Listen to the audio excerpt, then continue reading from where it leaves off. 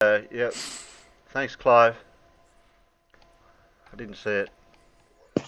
Somebody was talking in here, then I was distracted. It's a steam-powered clock. Nothing happened. Was the launch scrubbed? What launch? Is there a launch? I didn't know there was a launch. The countdown. They were talking about your countdown. Oh, okay. Yeah, it was scrubbed because of something. Yeah. Might have been cloud.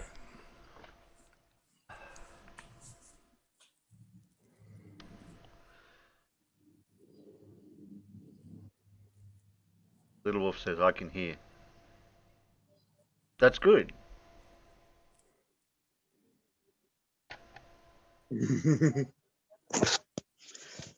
So anyway, guys, just quickly, I did tell Terry about the Four Swordsmen. So Hey, wait a minute. I didn't say you could shield yourself yet. And he doesn't like us. Saints don't like us. Just How dare people shield themselves on my channel? How dare you? You're so nice. You invite them on, and they just use your platform for their own fame. Yeah. So, you got a new thing going, Steve? Sorry. No. See now as payback for your first stream, you gotta let Terry on there so that he can chill himself. Yeah. No, the very first special. You could have waited till the end of the stream. See, that way you would have had more people watching to have more people hear what you're going to say. You have a point. I have a lot of points, but I just never remember them. All right, guys, shall we get this show started? And let's not listen to me. Okay, we won't. I'll mute you then. Thank you. Okay. Mute. How do I do that? You got a hand. Don't forget you've got a hand too. Yep. If you got a question. What other tricks have you got? Well, just for that, I'm putting... Oh. Okay, well now Alan's on top. See, I was going to put Steve down the bottom, but now Alan's up the top. I can move you around. Morning, anyway. Morning, Alan. Did you know I was live streaming tonight? What? It's Saturday morning. It's Saturday morning. Of course, you live stream. You live stream every Saturday. Did you see the notification? No.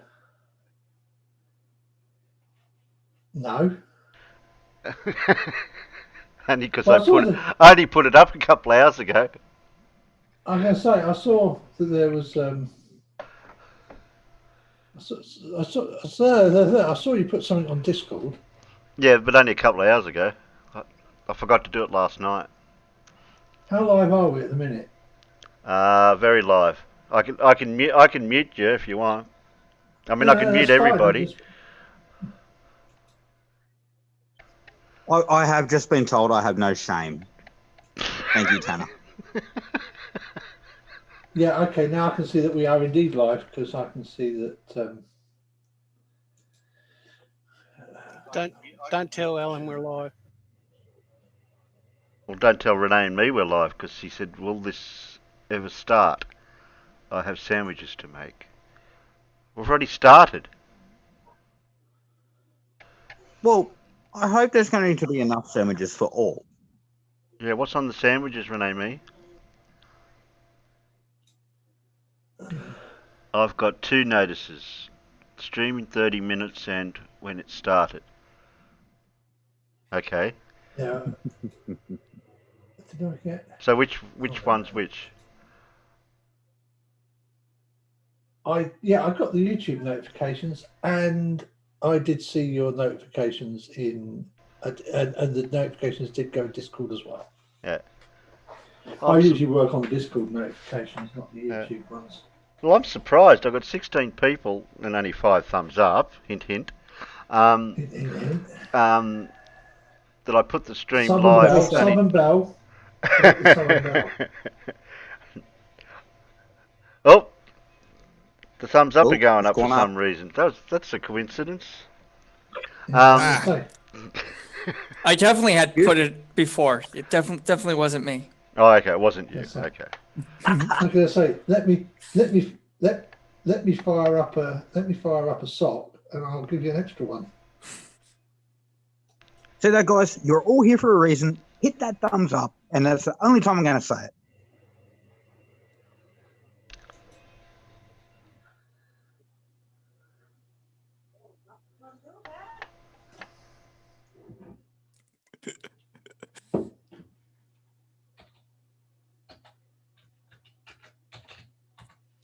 All right. It's a lot of dead silence. What are we doing, Yeah. Terry? I'm breathing. Also, I've seen notifications. I got secret notifications, but not from YouTube. Ah, that's it. Well, Lindsay brought out too many videos to play in one go. But we'll have to pick one. I might play the other two if I can on Monday, or play one on Monday and then play one next Wednesday. What are you doing out there again, Peter? You're always lurking out there. Okay. Well, we'll do our Friday flirt from Simon Dan, Flat Earth Friday, and then we can see what that's about. I can get the right thing here. Click that, switch that, press that.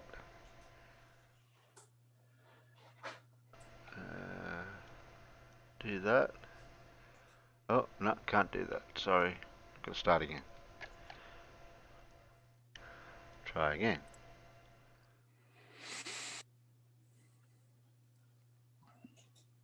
Have we had a Team Skeptic fail already?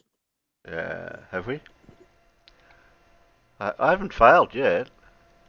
I've just got to know what to press in OBS without Alan knowing what I'm doing if I do something wrong. And then Alan can fix it. I haven't broke it. I don't think it's broken anyway. Alright, so we should have that. There we go. There's the sock set up. There. Okay, so we should all have a video. And did I? Yeah, I did mute myself in YouTube land. Alright, okay. Constant failure is something that must be very hard to accept. Not when you're a flat earther though, it's part and parcel of your day. Welcome to Flat Earth Fail Compilation 19.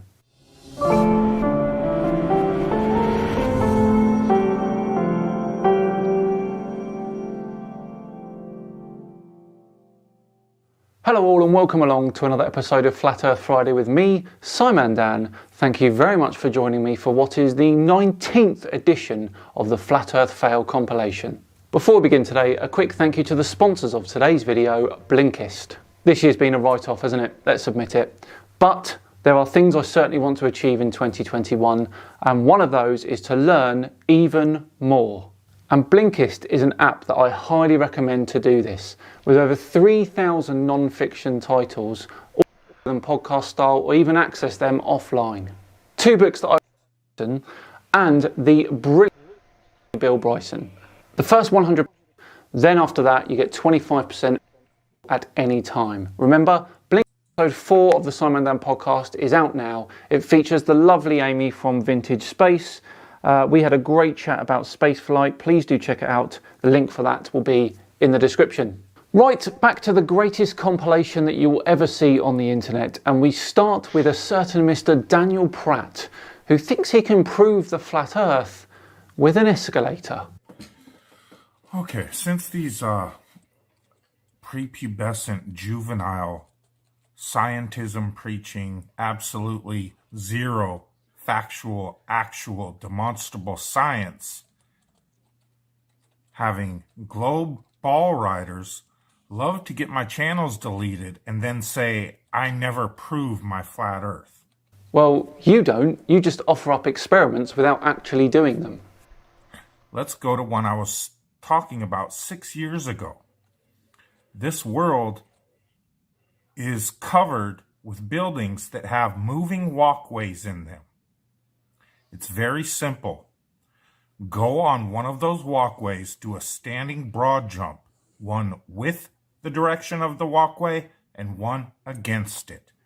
When it comes out that you cover farther distance jumping against the movement of the walkway, unlike what happens on Earth, where it will be an equal distance in both directions.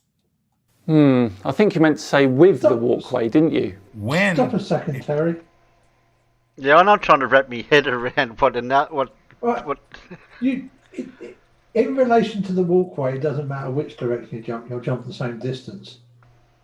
Which is exactly what you see when you're doing it on Earth, of course, is because the whole floor and the whole room is moving. So therefore, you can only measure in relation to the walkway itself, can't you? It's simple. I mean, that's simple. That's simple Galilean stroke Newtonian relativity. No need for anything clever. Is he talking about two different walkways going in either direction? Well, no, he's talking about you get on a moving walkway and you do a standing jump along the length you're moving to walk. You know, do it in the direction the walkway's moving. You'll jump 2 meters along the walkway. But the walkway's also moved a meter in that time. So relative to the room, yeah, you'd have jumped 3 meters. But turn around and jump in the opposite direction on the walkway, you'll jump 2 meters. But because you're going against the movement of the walkway, you'll only have moved 1 meter relative to the room. But when you're jumping on the walkway, the distance you jump, you're only really worried about the distance you jump on the walkway.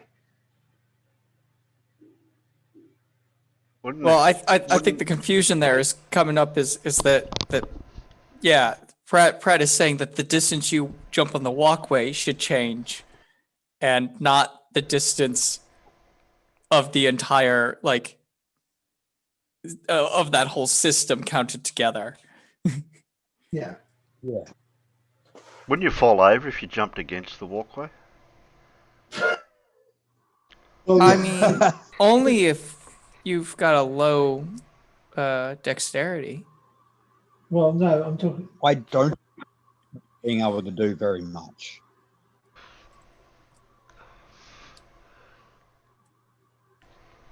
How fast is this walkway going? Terry, it shouldn't actually matter because remember, you have the same. Your inertia is going to be the same anyway, so you're going to be. It's not like there's any difference in the.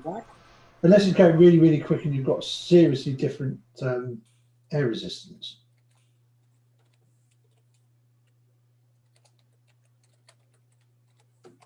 it comes out that you cover farther distance jumping against the movement of the walkway. Can't even get his own hypothesis correct. Anyway, I think you'll find in relation to the walkway, you won't be going further if you jump in the direction that it's travelling. That's because you're moving with it and you retain its momentum. Yes, in relation to the ground below the walkway, it probably will be further. But in doing this experiment, you are simulating jumping on a moving Earth, showing that it's possible. Dear oh dear. This proves the Earth is not rotating.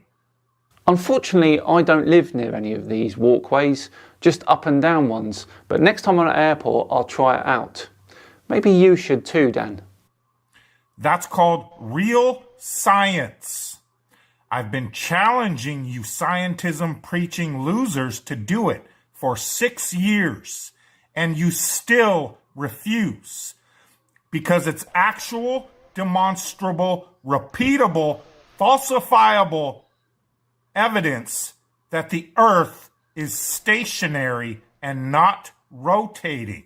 Right, let's try something here. If you live near one of these moving walkways, and you're happy to, of course, then I want you to record yourself doing this experiment. Mark your position on the walkway and jump as far as you can in both directions. Remember to record your results from your starting point and to do it 3 times each way. Then send all the data to me, I'll compile the results and we'll see what we get. I'll pop my email in the description. Remember to let me know if you intend to do it and I'll make a video of the whole thing. This is why you clowns refuse to do real science. Watch this space, Dan, and we'll see what we can do. Right, next up is Anti-Globe, who has some questions about gravity. Away you go, matey. See, if the moon pulled the tides, if the moon pulled on the oceans, the Earth's oceans, then the Earth's oceans would also pull on the moon. The moon would get closer and closer. It wouldn't be in a tidal lock orbit. Well, technically you are Terry, correct. can you just but let's pause it remember right there? Did he say the oceans are pulling on the moon? Yeah, and he's right. He is right. Yes. The oceans do pull on the moon. Yes, they bloody well ought to. But he's also forgetting that the moon is pulled by the sun and other large bodies that are away from Earth. Yeah. Like it's I mean, go ahead. it's called tidal locking for a flipping reason, isn't it? Yeah. It's because the energy of the tides is what causes it to become tidally locked. And it's not just the Exactly. tides in the water, it's the tides in the crust of the earth as well. Yeah. Well, and the moon is actually slowly drifting away from the Earth because of the fact that It's the taking sun it and other things are pulling on it. I mean, it's very slight, but it does move a little bit further away each year. is it a couple of millimeters or a couple of centimeters a year? Something on that level. I In- forgot to look it up. In the average orbit Yeah. radius. Because they can actually measure the tidal thing with the laser ranging and the retroreflectors, can't they? Because they can now get that measurement down to a couple of mil. So if you can do it, as you do it at different states of the tide, it actually, where the tide is in different places, it actually shows the whole thing flexing together. Yeah. Did they find that out that the moon's moving because of the laser things they were using to measure the distance to the moon? It was all pre-predicted because all this stuff was no, but the fact that we can now measure the distance to a point on the moon down to millimeter accuracy means that they can actually confirm the hypothesis by actual measurement. The moon is moving at a velocity in its orbit that's fast enough to keep it in orbit around the Earth. Equidistant from the Earth's center. If Saturn pulled on the sun, if Saturn's mass is big enough to pull on the sun, and the sun's mass is big enough to pull on Jupiter. Look, just think about this. If Jupiter is big enough, because Jupiter is further away from the sun than we are. If Jupiter is big enough to pull on the sun and move the sun away from its center, then Jupiter is big enough to pull on all the other mass in the universe. The universe? Wow. Well, again, technically, he's not wrong.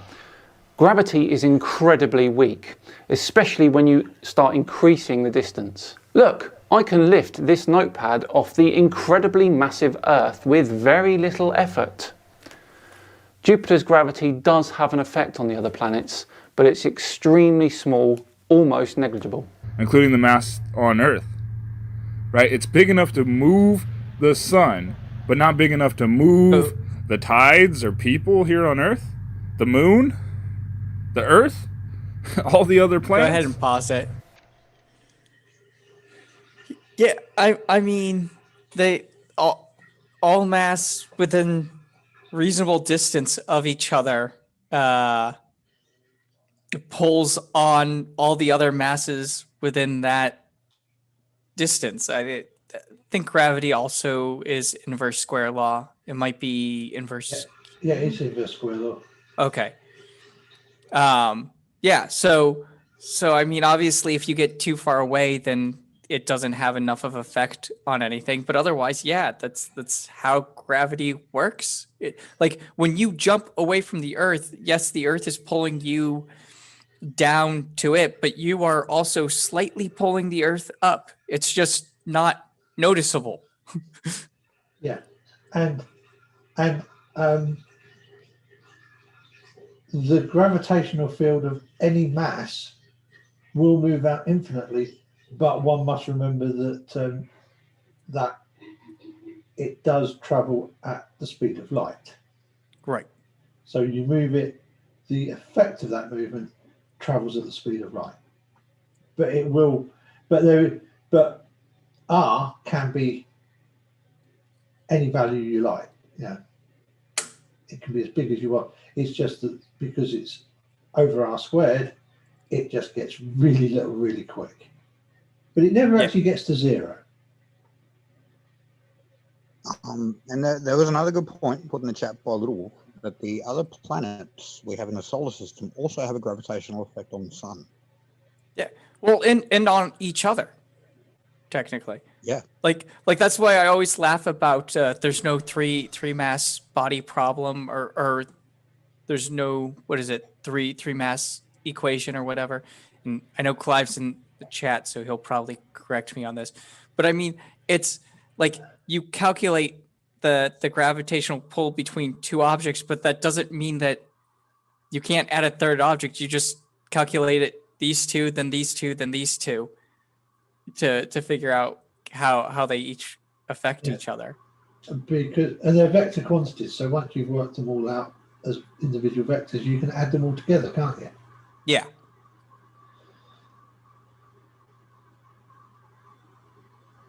The thing is, the sun is so massive, it has the most influence over everything. And let's remember, Jupiter is in orbit around the sun. You know, when they do an annual orbit, they look at the orbits and they make these perfect circles around the sun. Well, you wouldn't get that, okay? They aren't actually perfect circles. They do have eccentricity. They're ellipses. The Cavendish. The Cavendish is an absolute joke, man. There is. Oh, don't let Blue hear that. We'll blip that out for Blue. More gravity on the Earth than there will ever be in those two masses. How can the force of gravity, the Earth's gravity, be overcome by a tiny lead ball in a shed? But it's not overcome. It's not. No, we're not. Yeah, he's not trying to overcome the. Yeah, sorry. And anyway, it works horizontally, so it works at 90 degrees to that big ass gravitational field coming from that thing we call home.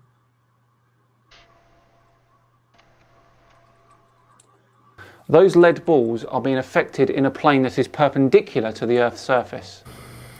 But keep in mind, the Earth's mass, the moon's mass, the sun's mass, all of these are being ignored during the Cavendish. Not ignored, just irrelevant. Must be one of those fixed in space things. Not saying it is fixed in space. I'm just saying it's like one of those scenarios. Like the globe earthers argue, like, oh, this object's fixed in space, knowing damn well it isn't. So just like the Cavendish is like, oh, this object can detect gravity. In a gravitational field, it can detect gravity. Literally, all the excuses in the world. Oh, we can't demonstrate gravity because we don't have a mass the size of the Earth. You know, we can't demonstrate bodies of water conforming to the exterior of a shape without a container because we need a mass the size of the Earth. Well, you can get away with something that's a lot smaller than Earth, but it does need to be very big. Or you could take a look at this. It's really wet. That's creepy, this when he does this with the water going around his hands. That's weird that, how it does that. No container there. Right, a musical interlude next. Trey Clark was the subject of Flat Earth Friday 2 weeks ago, where he thoroughly hashed up the maths regarding the moon. He didn't take it too well. Hi, Simon. And skip to the end of this. How's it going? I'll save you the agony of this and skip to the end of this section.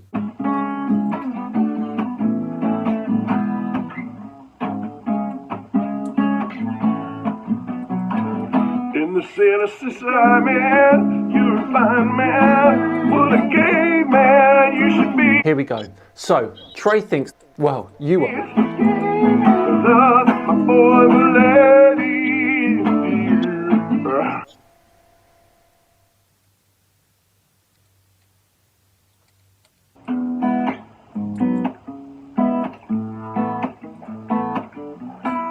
Oh, of course he has. In the city, Simon, you're a fine man. What a good man you would be. I'll tell you why this is ridiculous. Love, my ladies.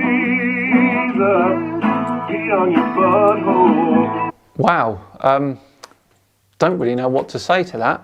Let's crack on with the fails, shall we? The Horry Sheet Show wanted to show us all how the ISS could potentially be faked. This one should be good. Good afternoon, everyone. I know all you guys have been wondering where I'm at. Well, I haven't put any videos out in a while. And the truth of the matter is, NASA gave me the opportunity to come up on the ISS and to video to be able to prove what the shape of the Earth was. Now, what does that look like to you? Can I just go, Yeah. Looks like a toilet seat. Okay. Just, I mean, but it's supposed to fool us, so I mean. Yeah, but it's a toilet seat. So here we are, guys, as you can see.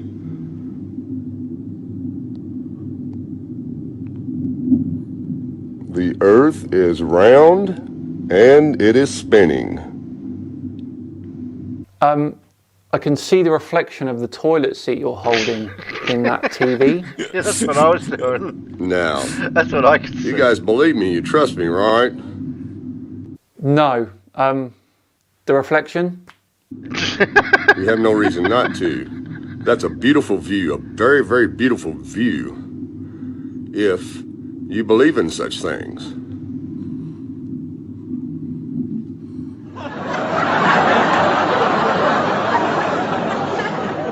Ah, it's a toilet seat. Who'd have thought? Yeah, who'd have thought? Now, see how easily you can be fooled? But you could see the reflection. Things aren't always what they seem. And that view right there is just like anything else you see through a toilet seat. Except for the reflection. But let me guess, NASA edit that one out. Finally, Flat Earth Sun Moon Zodiac app thinks that the Encyclopedia America exposes Flat Earth, would you believe? Interesting.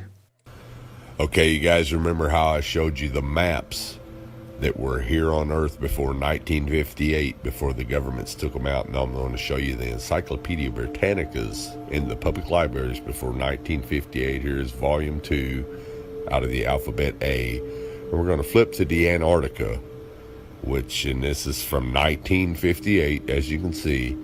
Now, we're going to flip to the Antarctica and see what the Encyclopedia Britannica from 1958 before the Antarctica. Isn't that Encyclopedia Americana, not Britannica?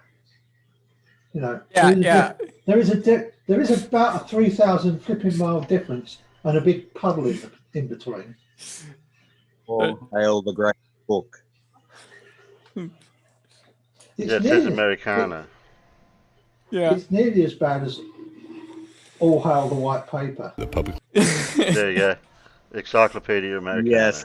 There we go. libraries before 1958. Here's volume 2 out of the alphabet A. And we're going to flip to the Antarctica, and this is from 1958, as you can see. Now, we're going to flip to the Antarctica and see what the Encyclopedia Britannica from 1958, before the Antarctic Treaty, says is there. Now, you won't find this in the new encyclopedias because the government's banned them. But what I want you to notice right here is, notice how it says the flights proved inland areas to be featureless in character, with a dome 13,000 feet high at about latitude 80 degrees south, longitude 90 degrees east. Take a really, really close look at that. What this encyclopedia was referring to was the continent itself. The peak height above sea level is around 13,000 feet. The ice sheet on Antarctica represents almost a dome over the land below. Now I'm going to zoom it in for you. When they returned to New Zealand, these flights proved the inland areas to be featureless in character, with a dome 13,000 feet high at about latitude 80 degrees south, longitude 90 degrees east. But let's look at the piece of text directly below what you're reading. The text is specifically talking about mountain ranges and peaks. Unbelievable. Quote mining in plain sight. Now, if this doesn't make sense to you, let me show you with an image of what a flat earth map would look like. Now, this is what latitude 80 degrees south would look like on a flat earth map. As you can see, the dome comes down closer to you over the wall, which will be about 13,000 feet. Now, if you go back out into the center of the earth, or up the North Pole, and try to go up to the firmament with a little bit of calculation, it's going to show that it's about 385,500 feet. So this is 13,000 feet, and in the middle it's 385,000 feet. Well, that certainly doesn't work, does it? Away. It's really, really simple, folks. Now, if you're not familiar with any of this at all, and you're just now new to all this, you can say, well, this guy is crazy. He doesn't know what he's talking about. But what you got to ask yourself is, why do all the maps before 1958 show a flat Earth with the ice wall around it? Except all of these maps.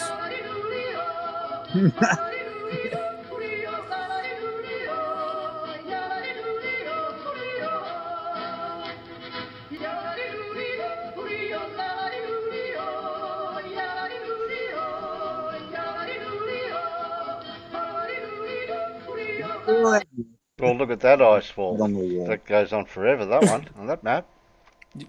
Yeah. I think they think Australia was part of Antarctica at that point. Yeah. There was a while where they did, yeah. We're not, you know. But I didn't think. Yeah.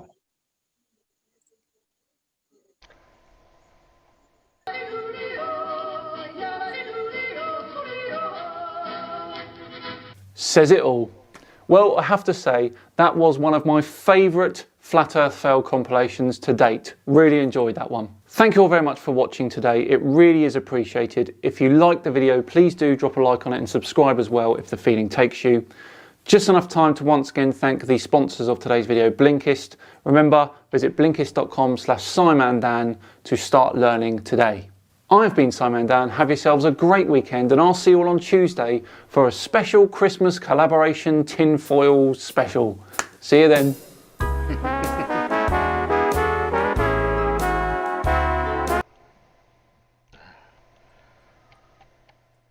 Oh, well, they're still out there. Don't know where they've been hiding, Yeah. though, but they're still out there, though.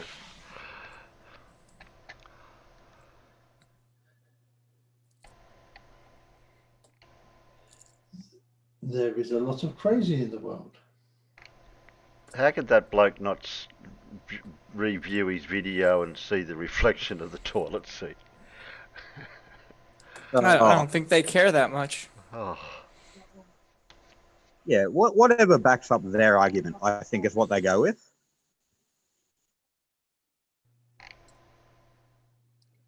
I mean, when you believe in a flat Earth, you're already starting from a pretty crazy position.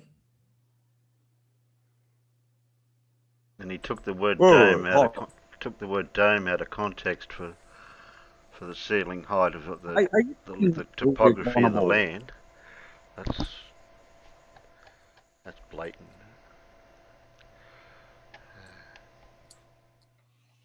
Yeah. Okay.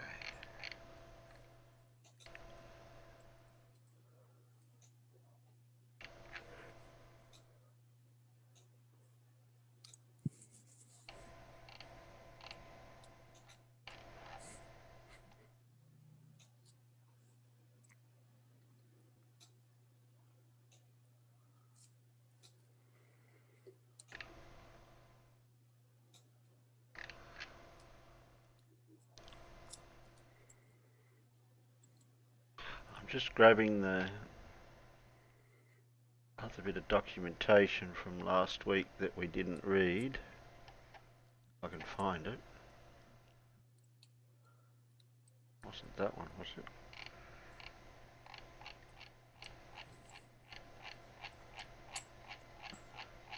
It might have been.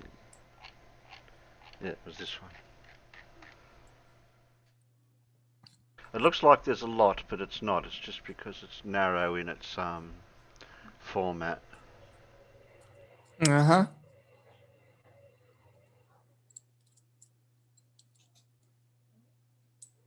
It goes into a little bit more detail. Might be repeating some things we've already read, but it'll go back over it. If I could get rid of that bit. You want Alan to read again? If you're able to, Alan, I don't mind. It's the one... Yeah, which... I can read some. I can read... Oh, shit. Work it out in paragraphs. Experimental physics is the first bit, which goes down Is this to... in stream topics, yeah? Yeah. Because the first bit goes for a bit. There's not a lot there.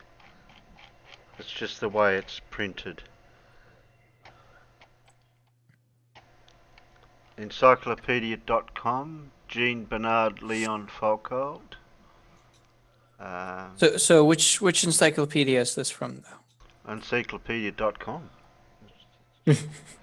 That's no, it's not from the Britannica.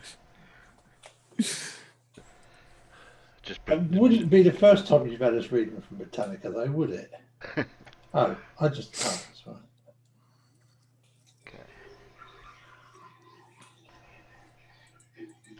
You want me to read half a dozen paragraphs, Alan? It's okay, Terry. I can read it.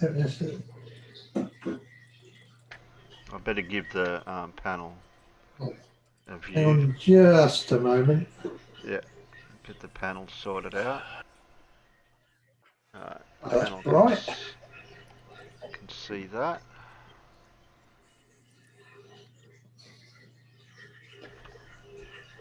Oh, the page is offline. I've got an old copy of it. Little Wolf said Donkey's good at reading. Lies, I swear. And Zebulon says I can't read Australian. Yeah, that's because it's all upside down. No, well, just turn your phone the other way up. But it keeps rotating on me. Yeah, I think we can read that if you're not. I'll go down as far as bibliography, yeah? That's a long way down, but it looks a long way down. It looks. Yeah, that'll be all right. Are you going to start from the top? I start from the top, yeah. Just Just give me a second, get me some water in front of me so that I can wet the whistle should I need to. All right.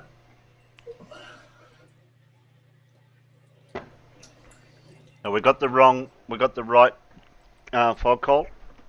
We haven't got Michel Foucault, the infamous French philosopher.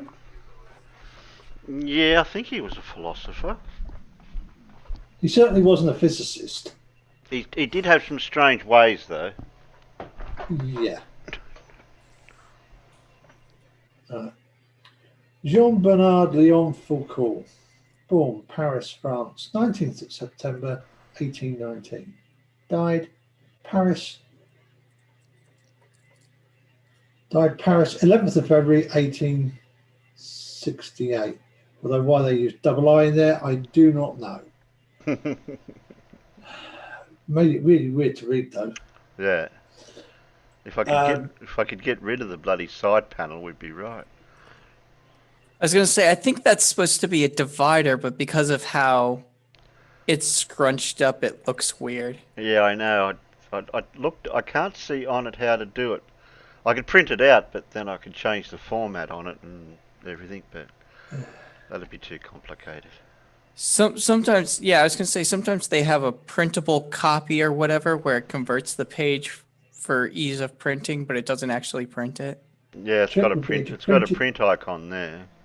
Yeah, print it to a PDF file and then use the PDF file. But anyway, experimental physics. The son of a bookseller publisher, Foucault received his education at home because of his delicate health. An indifferent student, he passed the baccalaureate only after special coaching and began to study medicine, hoping to put to use as a surgeon the considerable dexterity he had demonstrated from the age of 13 in making a number of scientific toys, including a steam engine.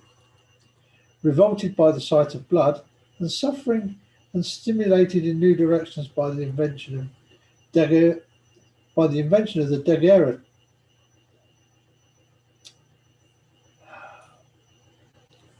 I'm sorry, daguerre is another one of those ones that has me. The daguerreotype. Sounds close enough. Yeah, that's close enough, Alan. I think what they tried to put in there isn't correct anyway, so, you know. And all these sites, and you're always getting like half accurate stuff. Yeah. Wrong dates. And Foucault abandoned his medical studies, although not before he had come to the attention of Alfred Don, teacher of clinical microscopy at the École de Médecine.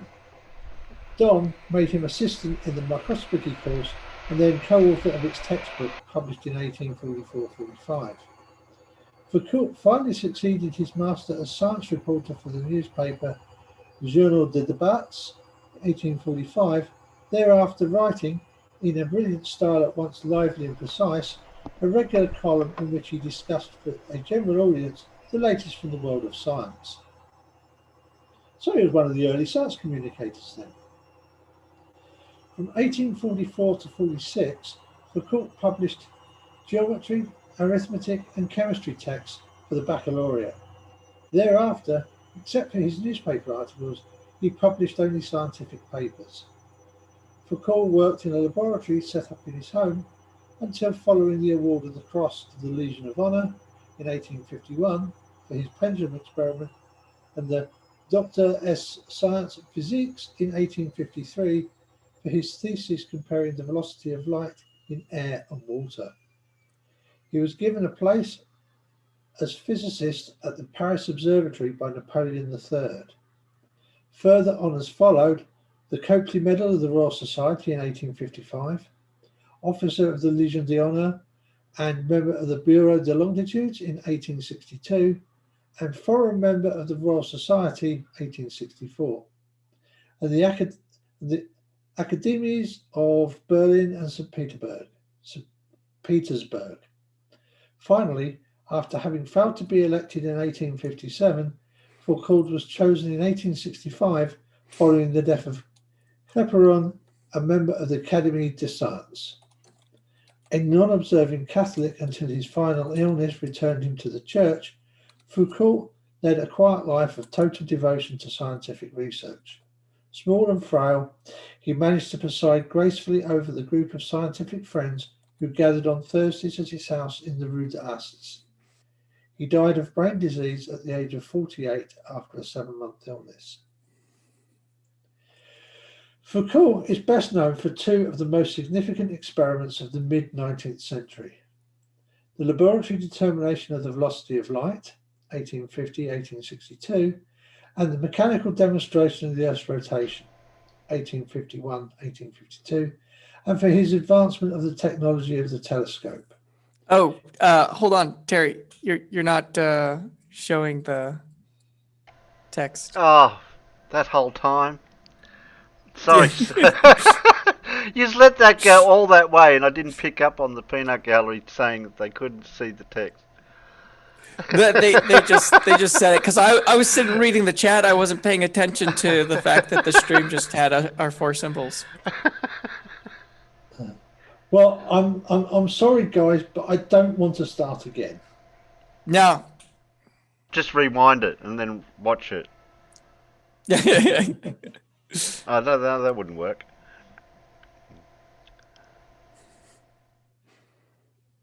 Open up 2 streams. That way you can watch the... Yeah, well, unfortunately, I'm reading from the other screen, the one that hasn't got the stream on it. Where was I? Shall I start? I'll restart at the paragraph. Okay. Foucault is best known for two of the most significant experiments of the mid-19th century. The laboratory determination of the velocity of light, 1850-1862, and the mechanical demonstration of the Earth's rotation, 1851-52, and for his advancement of the technology of the telescope. He also performed a number of other important experiments, chiefly in optics, and developed several devices which were widely used in both experimental science and technology. In 1834, Charles Wheatstone developed a rotating mirror apparatus to measure the velocity of electricity, and in 1838, Arago suggested the same principle might be applied to determining the velocity of light terrestrially. Earlier determinations were astronomical. Well, it is an astronomical number, isn't it? A comparison of this velocity in air and in water would be a clear experimental test between the wave and particle theories of light. Since the former required light to travel faster in air, the latter in water. Arago's. Yeah, no, that's all right.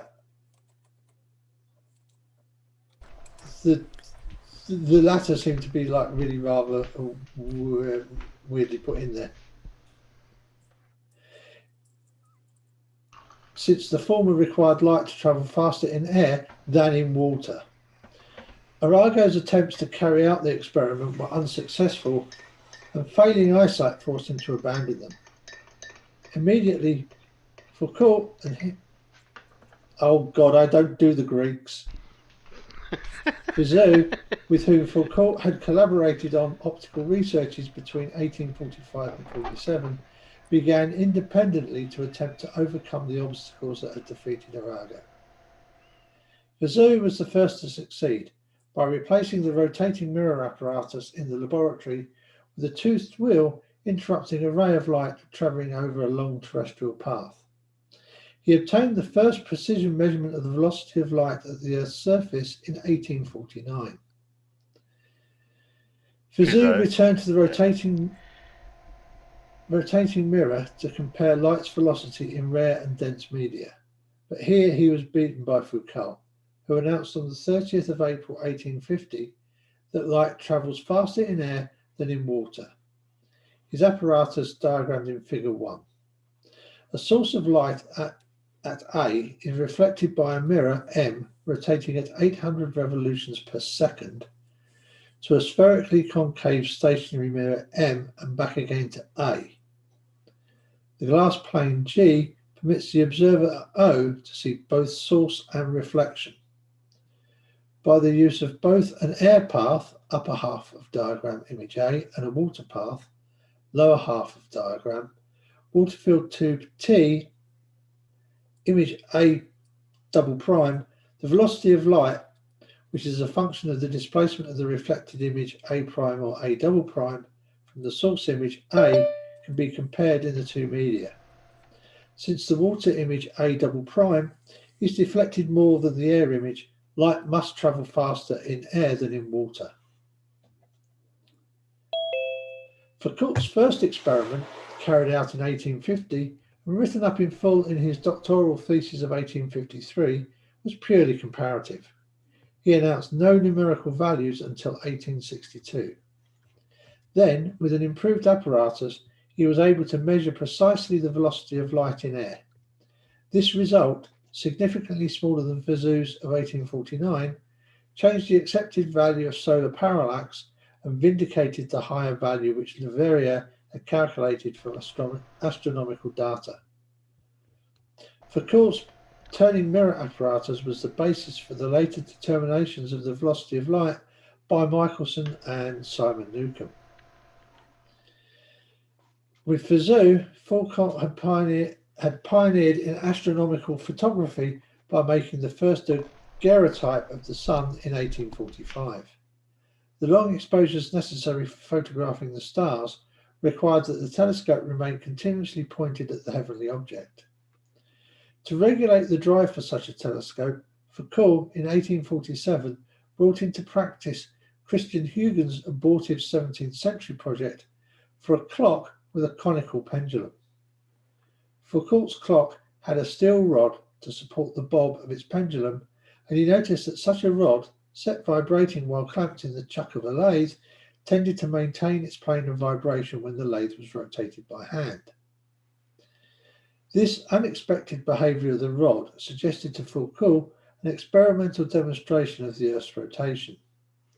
In the cellar of his house, he mounted a pendulum with a 5-kilogram bob suspended from a steel thread 2 meters long.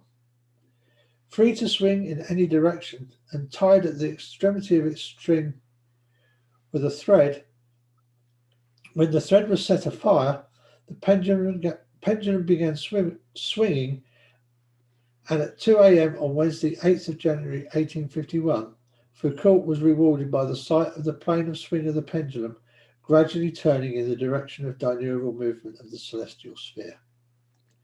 Repeating the experiment in the Meridian Hall of the Paris Observatory with an 11-meter long pendulum, Foucault reported to the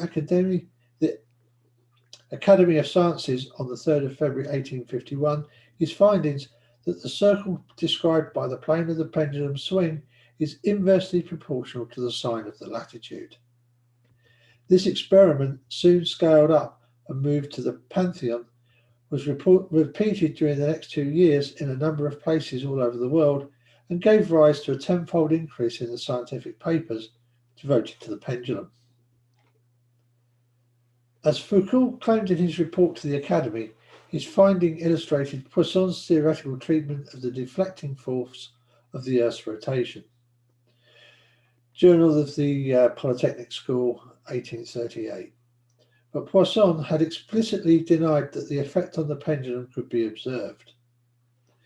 Continuing to experiment on the mechanics of the Earth's rotation, Foucault in 1852 invented the gyroscope, which he showed gave a clearer demonstration than the pendulum of the Earth's rotation and had the property similar to that of the magnetic needle of maintaining a fixed direction. Foucault's pendulum and gyroscope had more than a popular significance, which continues to this day. First, they stimulated the development of theoretical mechanics, making relative motion and the theories of the pendulum and the gyroscope standard topics for study and investigation. Second, prior to Foucault's demonstrations, the study of those motions on the Earth's surface in which the deflecting force of rotation plays a prominent part, especially winds and ocean currents, was dominated by unphysical notions of how this force acted. Foucault's demonstrations and the theoretical treatments they inspired showed conclusively that this deflecting force acts in all horizontal directions, thus providing the sound physical insight on which Bayes, Ballot, Farrell, Ulrich Wettin and others could build.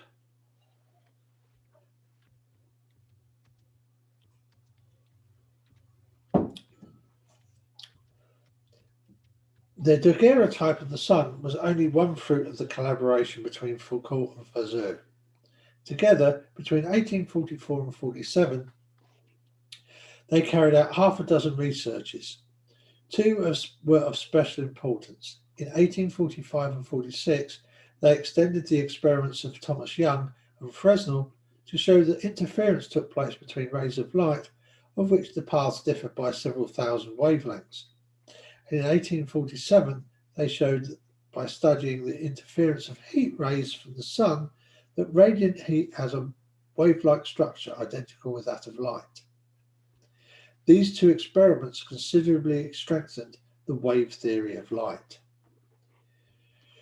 With his close friend Jules Regnault, Foucault showed that in 1848 how the brain combines into one image two separate colours, each presented to a single eye. Shortly thereafter, Foucault threw sunlight on the light from a carbon arc to superimpose the spectra. From his observation that the double bright yellow line of the arc was identical with the double dark line in the solar spectrum, D line from sodium, he concluded that the arc could absorb the same light that it emitted, but the generalization of this observation to explain the Fraunhofer lines was left for Kirchhoff in 1859. In 1853, Foucault studied conductivity in liquids, and in 1855 he demonstrated the conversion of mechanical work into heat by turning with a crank a copper disc placed between the poles of an electromagnet and measuring the heat produced in the disc. No one in his time exceeded Foucault for technical inventiveness.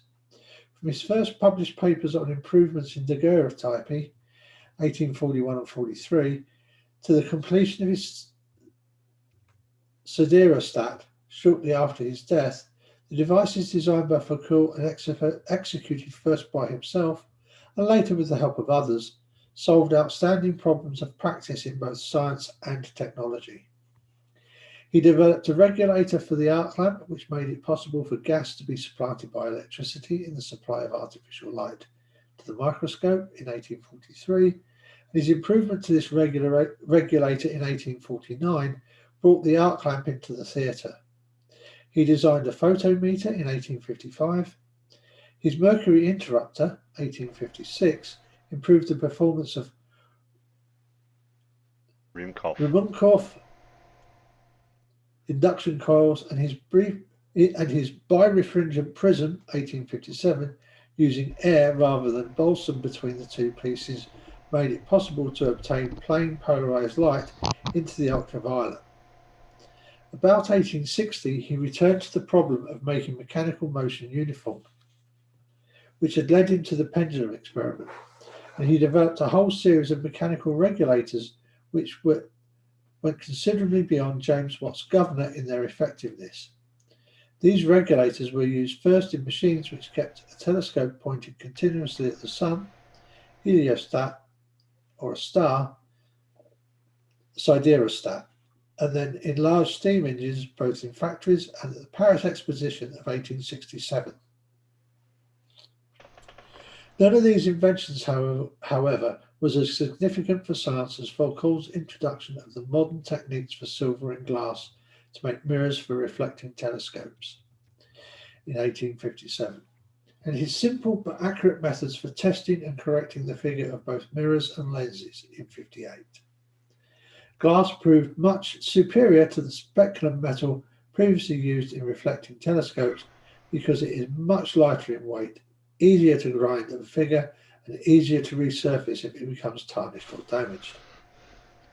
Foucault's extraordinary command of a precise language in both word and deed was not always taken at its true worth by his contemporaries, among the masters of the French analytic tradition, for whom his sparing use of mathematics condemned him as merely a lucky tinkerer. His pungent newspaper articles, although never vicious, were also a source of hostility. Foucault's interest in astrophysics met the firm opposition of Leverrier, director of the Paris Observatory, a theoretical astronomer of the old school, and Foucault was therefore prevented from installing his siderostat at the observatory. Nevertheless, before he died, Foucault had acquired the respect of all as an outstanding experimentalist, and his reputation grew after his death as modern telescopic astronomy developed on the basis of the optical techniques he had inaugurated.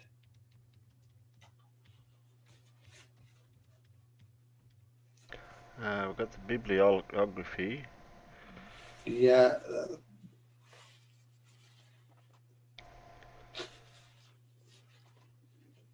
I think that was it.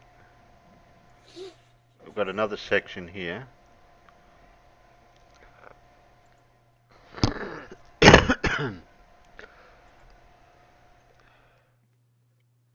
It's the same Foucault. Yeah. Okay. You want me to go through the bits on rotating frames of reference and velocity of light then? I can read. I can read a bit. Hokey dokey. It's all right. I'm on a roll. Yeah, well, I can read too, you know. I know you can, Terry. But you usually moan it's really difficult for you to see the words.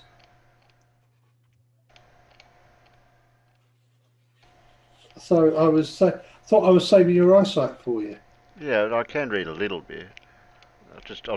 Now I've lost where I was. Rotating frames of reference.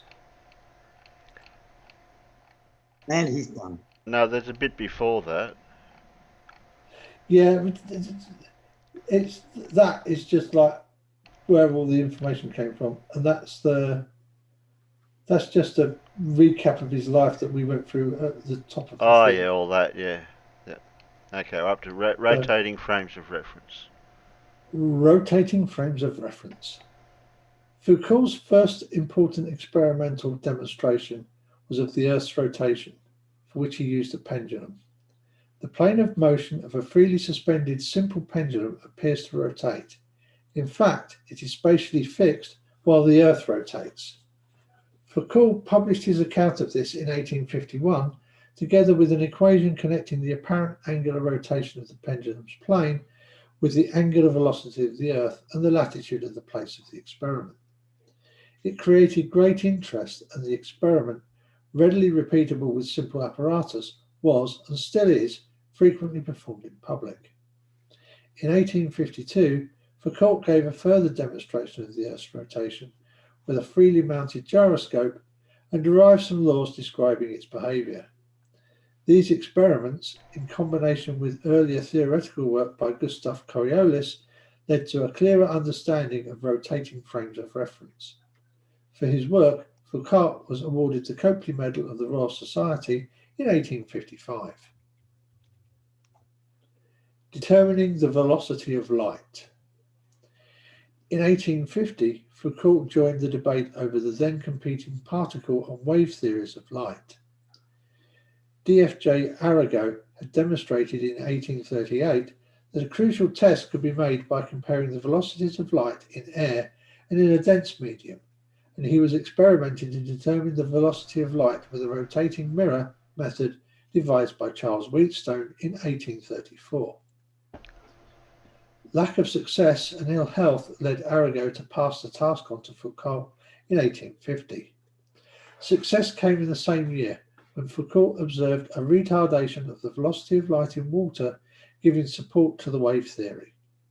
He then saw how the rotating mirror method could be refined to measure the absolute velocity of light in a restricted space. Foucault overcame the technical problems and in 1862 obtained a value of 2.98 times 10 to the 10 centimeters per second, the first accurate measure of this fundamental physical constant, and a pretty damn close one as well.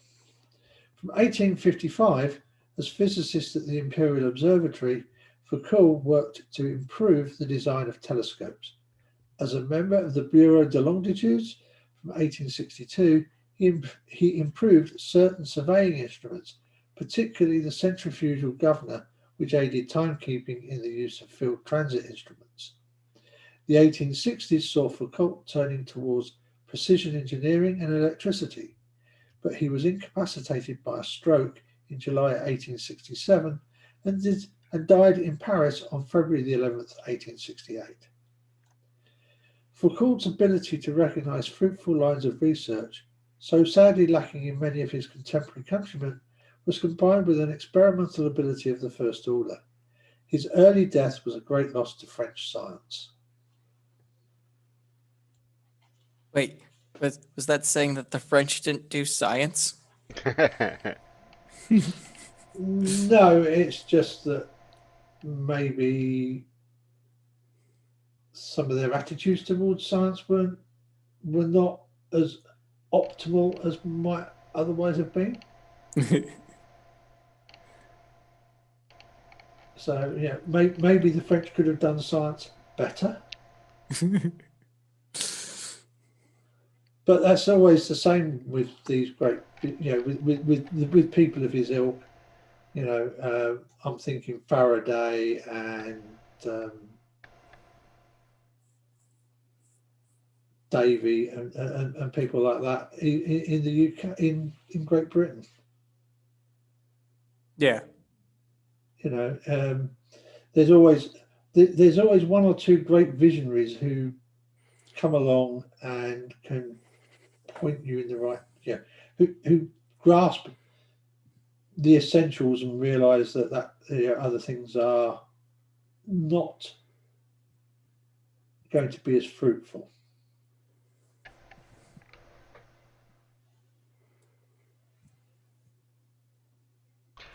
We'll have to welcome Gravity Guru. He came in late, but Yeah, that's okay. It's okay. we had a bit of an issue out at Harvard Duck University. Oh, the ducks rebelling? No, we had some graduates from secondary school to egg laying school, so we had to shift them out. So that's why I'm a bit late. The graduation process takes time, I suppose. Yes. Yeah. Gotta give them their proper honor. Yeah. Misspelled diplomas and such. Yeah.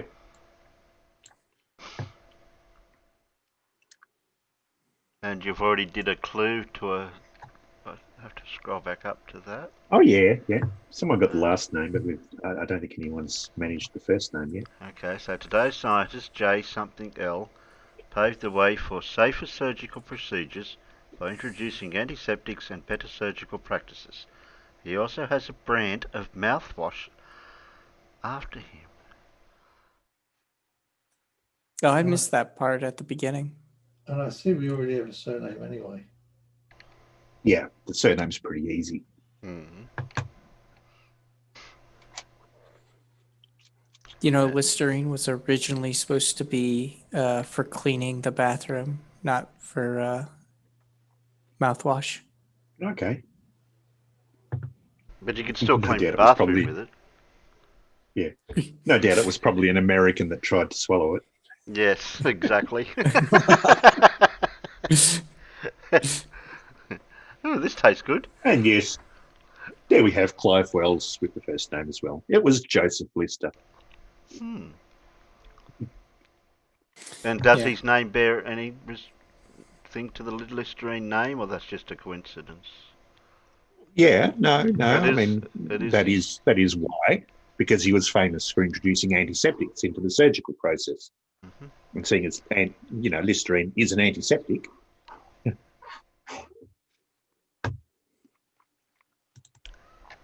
Okay, I better close that off. Yep. Listerine also invented the word halitosis to promote their product when they converted it to mouthwash. Okay.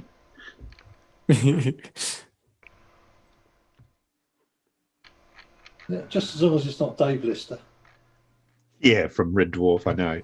I already said that. But that makes me want to, like someone said, want to watch Red Dwarf all over again. I enjoyed that series. Yeah.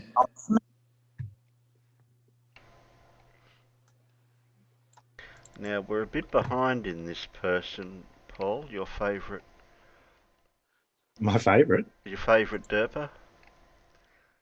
Who's Lindsay? Yeah, Okay. Oh, more of him. because we're going to have to play the first one we missed, which was nearly a week ago, which we missed He's out put out on. more, has he? Is he Yes, on a roll again? Yes, he's on a roll Ah. again.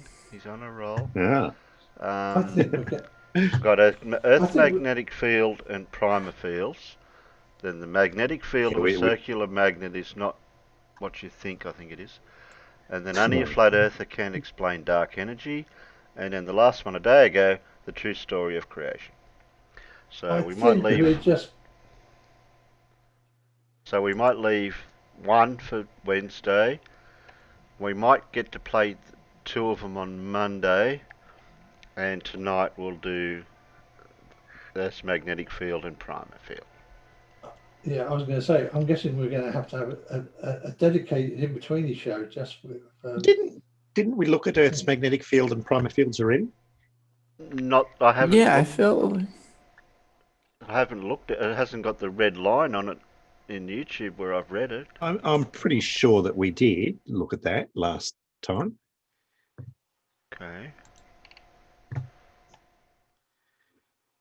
I'll go back to his channel again and have a look. Yeah, that feels like we watched that one. Okay. Yeah. I'm pretty sure we have. Okay, now it's got a red line on it. Okay, so the one that we're missing is the magnetic field of a circular magnet is not what they think. We should replace the they with what I think. Yeah, I know. I only read it word for word. Yeah. I read it word for word. Yeah. Yeah, I'll retype it. That's only about 14 minutes too, isn't it, Terry? That Yeah, one? yeah. 14 minutes, Only- 0.18, yeah. and we don't know what happens at the end. Anyone's He guess. must have only half charged the battery. Well, I don't think he thought that as much as well as he thought he did. Yeah. You nearly got that out in one go, didn't you? Yeah, well, just trying to do it without completely interrupting you guys. And because I miss I don't his, think I thought that thought as well as I think I thought I did. because I miss his outro when he walks off the scene. You know, he says yeah, I don't know anymore. Yeah, okay, and walks off. Oh, thank God it's flat is back. Yeah. But no Gary. And I've got a Myro something. That's not I think not that's Miro. That's not Miro. I was gonna say I wonder if that's another account for Miro. Okay. If it's double Miro or if it's something else. We'll find out. A double mirror. Okay. Miro, not Miro. Oh. Nope.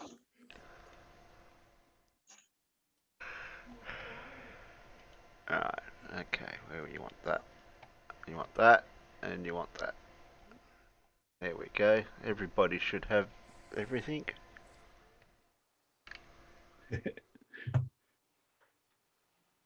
Anyone from Melbourne? No. I'm from New South Wales, where we've got another problem in Sydney. Lucky Yeah, I'm in Queensland. I'm doing better than everyone else. And all. Long as it I had stays a friend from long as Melbourne. it stays that side of the national forest, what do you call it up there, where Skippy lives, that'd be all right. I was gonna say I had a friend from Melbourne, but it's the wrong Melbourne.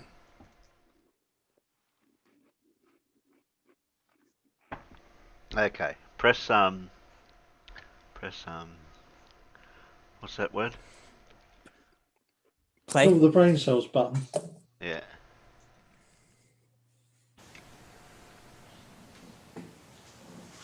Where is he? Oh, spoke too soon. Welcome back. Quick video on something. A video I just watched of the area epiphysis.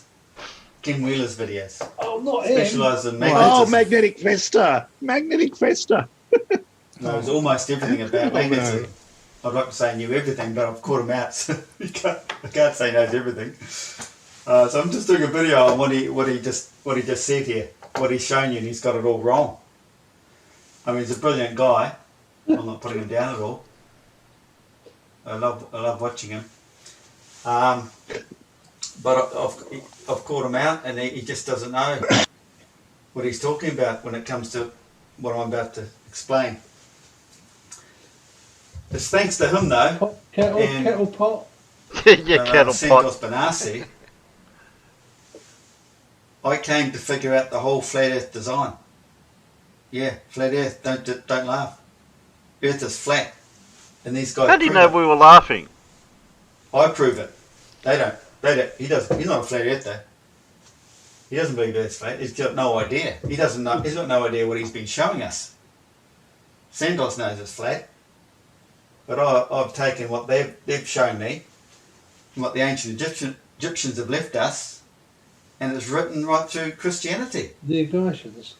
The whole design of Earth, and I've put it all together, and this is why I make my videos to show people, to explain how Earth works. So, back to his video here. He's got this large neodymium iron boron magnet, big 6-inch magnet, about 2 inches thick. And he's got a gyro, and the video is about him spinning this gyro and trying to explain why it keeps spinning when he puts it in the centre here. But when he brings it out here, it starts breaking and stops. So he's always calling the centre point of his ring magnets, or any magnet, circular magnet. This one's not a ring magnet, but he always calls the centre point centrifugal convergence. I know it as centripetal divergence.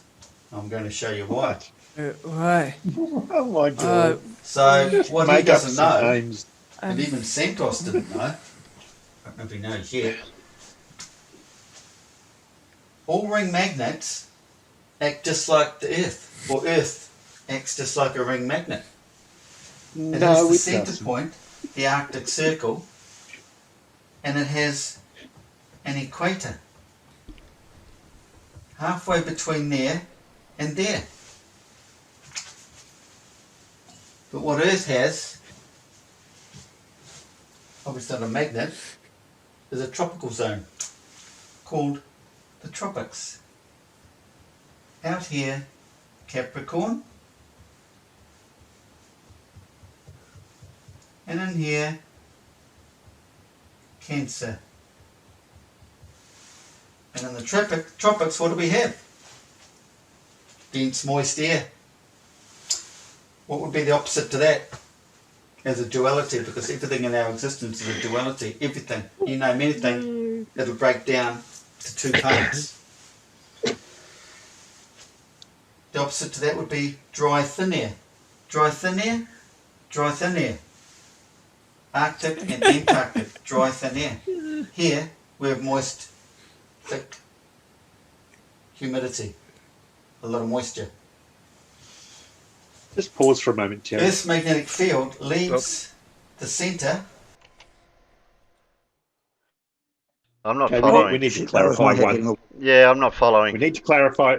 Yeah, we need to clarify one thing yet again, and that is that moist air is less dense than dry air, Lindsay. And that's the reason why the clouds are up there. It's because the clouds have moist air laden with water vapor, which makes them less dense and they rise. So he has it wrong every bloody time. It's not moist dense air, it's moist less dense air. It's not dry thin air or thin air, as he says. It's dry dense air, Lindsay. Continue. As a divergence, not a convergence, leaves as a divergence. I'll draw it a bit bigger. It leaves Earth diverging. There's the equator. What? Tropics both sides. The magnetic field leaves centre Earth, goes down north side, Cancer, tropics, through the Earth, up Arctic, over, back down, Capricorn tropics, through the Earth, up there is divergence. So it's coming down here as convergence.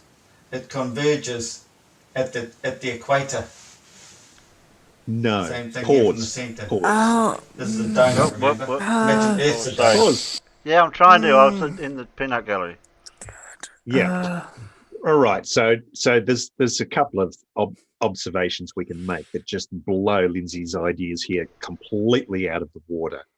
Okay, so if he's got the magnetic field coming out of the North Pole at the centre, well, for a start, we know that the actual North Pole on the Earth is the actual South Pole of a magnet, so the magnetic field should be going into the ground there, not out of it.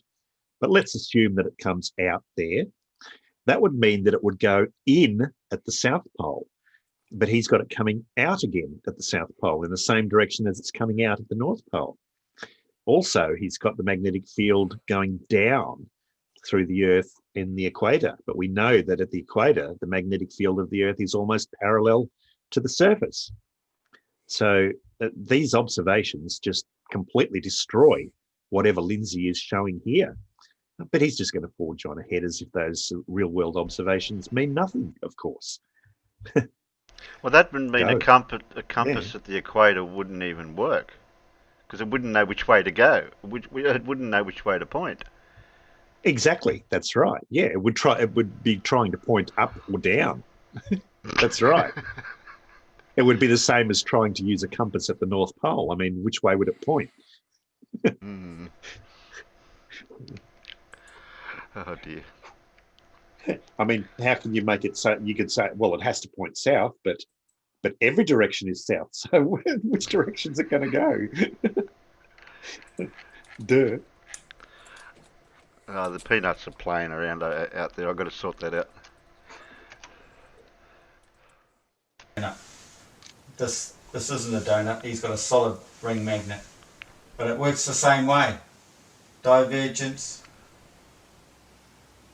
divergence, convergence, divergence, divergent, divergence. Recently I've come to realise through primer fields, he calls them prima fields, there must be the choke point here with the sun, so there must be a convergence here to the sun, then the divergence, because we have negative through the Earth. Negative must come up to the sun, then leave the sun positive. Along the Earth is all negative. Like AC current, positive, negative, positive.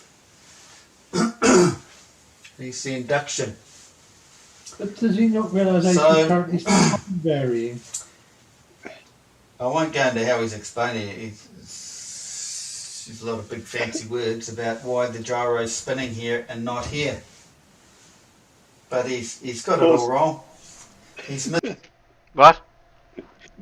Yeah, okay. Well, let's just don't literally go back, Terry. But if we backpedal just a little bit, he's saying AC current. I mean, and he's following these magnetic fields and spouting the words AC current. Well, I mean, Lindsay, you've got to make up your mind, dude. Are you talking about magnetic fields or are you talking about electric current? Because you can't say AC current while tracing your hand over the paths of magnetic field lines. That doesn't make sense. I mean, electric current does make magnets, but I mean, it would have to be DC. Not like that. No, not like that. Yeah. But I mean, like I guess AC can make magnets, but that's really difficult. That's not likely to happen. You also have to remember that AC is time variant, not position variant. Right, yeah. You wouldn't be That's able to right. make you wouldn't be able to make current position variant like that, because it's not how current really works, is it? No. No, it's not. You You know, don't have literal charged particles moving in a wave pattern and say, "Oh, that's AC." no. No, it's just not the way it works. I think he was just trying to point out that what he's drawn there looks vaguely sinusoidal. Yeah, I know, and he's relating the sinusoidal pattern with AC current because I he mean, knows maybe that if you're AC current drunk. has he knows that AC current has a sinusoidal waveform, but you know, he's using things just willy nilly. Yeah. Well, Paul, this is of course the problem when you know nothing. Yeah, that's right. When you just make shit up as you go along. He's making it up as he goes along. Must be nice. I tell you what, it making it up as you go along must make it really easy to make videos. As long as you don't care if you contradict yourself. Yeah, well. Okay, we'll do. He doesn't realise this fact of this point here. Nobody does. I don't know why nobody does. Because that's not a thing. Would anyone like to comment on that question? Nobody does. Why? No? Because you've Okay. just made shit up that doesn't comport to reality, Lindsay. That's why. No, that couldn't be it. That's too obvious. I mean, I wonder why no one's discovered the unicorns in the rainforest. Why? Because there are none. Because they only come out to virgin maidens, and there are none. You've been looking, haven't you, Donkey? Why do I only know? Not recently. I haven't found anyone else talking about it. That point on a ring magnet. I know why. You do? The science.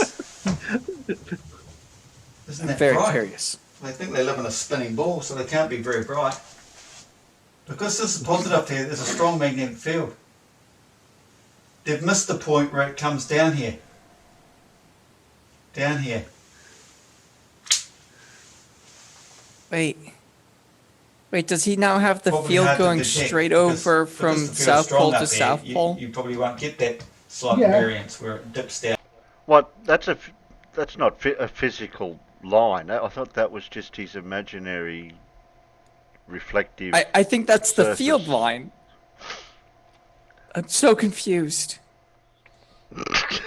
Stand in line. Yeah, he's, Yeah, I'm not sure what that is at the moment. We must let him explain a bit further because I don't get it either. No. They're both the same here.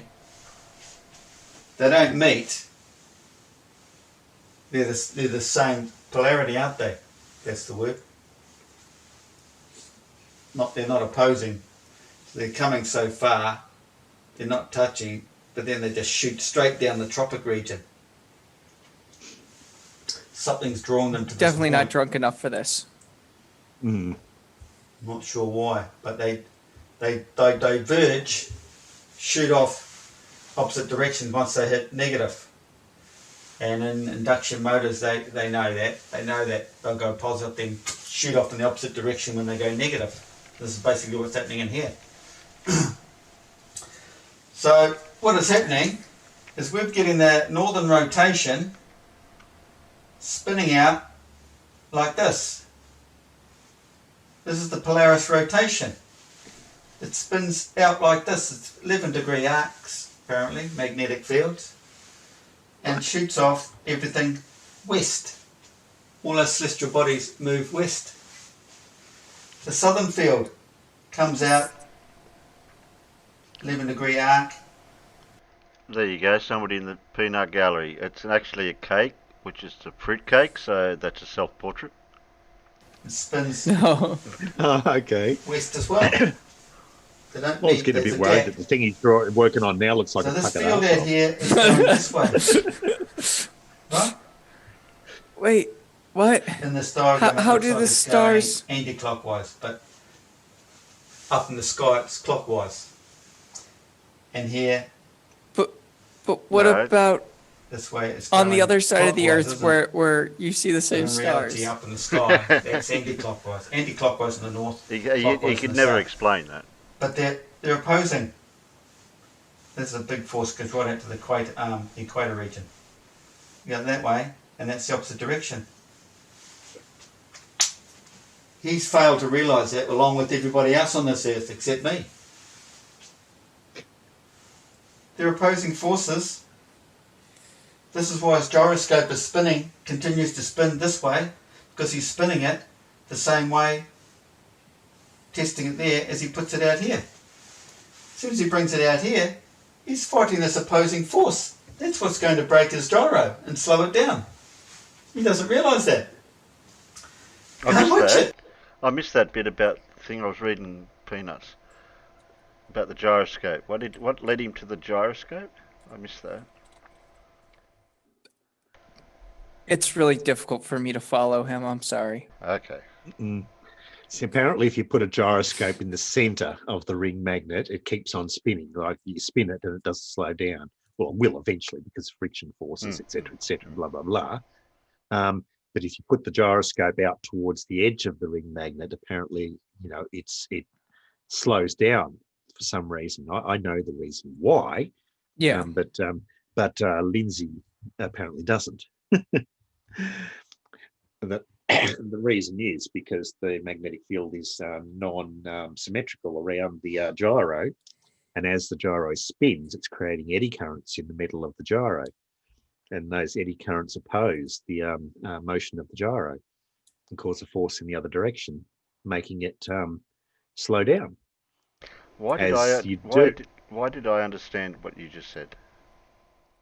I don't know, because anytime that you move a metal through a magnetic field, it creates eddy currents in the metal, and they create a magnetic field which opposes the motion of the metal through that magnetic field. Some really good examples of this if you watch aluminium plates falling in the really strong magnetic fields of MRI scanners. Like, for instance, they'll stand an aluminium plate up and they'll let it fall down. And it falls down like in really slow motion, as if it's falling through a really thick liquid. But it's because of this same effect happening. Yeah. Paul, I wonder. Yep. I wonder who was the first to experimentally demonstrate eddy currents.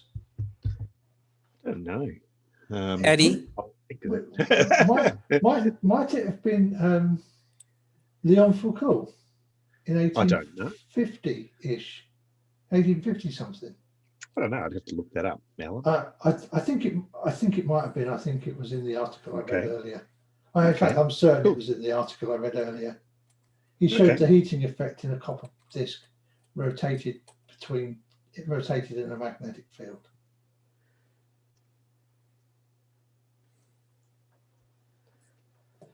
Play? Play. He'll tell you all this other stuff, but he's got it all wrong. Just bear in mind, this is centripetal divergence. There's the black hole there. Every magnet is a black hole, basically. Oh, no. And it's made visible because of the Pause. Do I have to?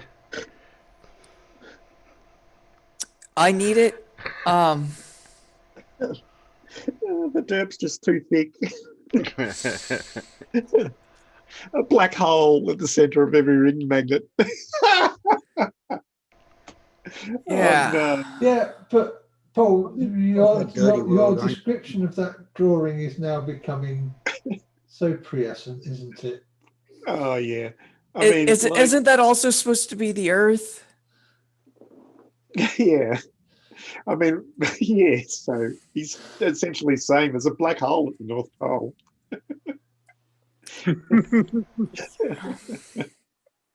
Well, you got to have somewhere to stick the flag. Yeah.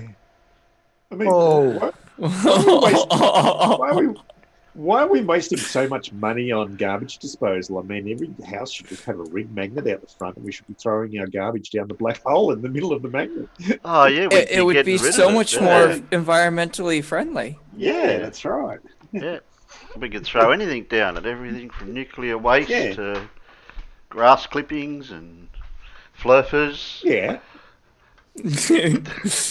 and then like Stephen Hawking demonstrated, according to him, the black hole would eventually would just evaporate through Hawking radiation. Yep. And so our garbage problem would be solved. You mean we would turn it directly into energy? Yeah. Yes.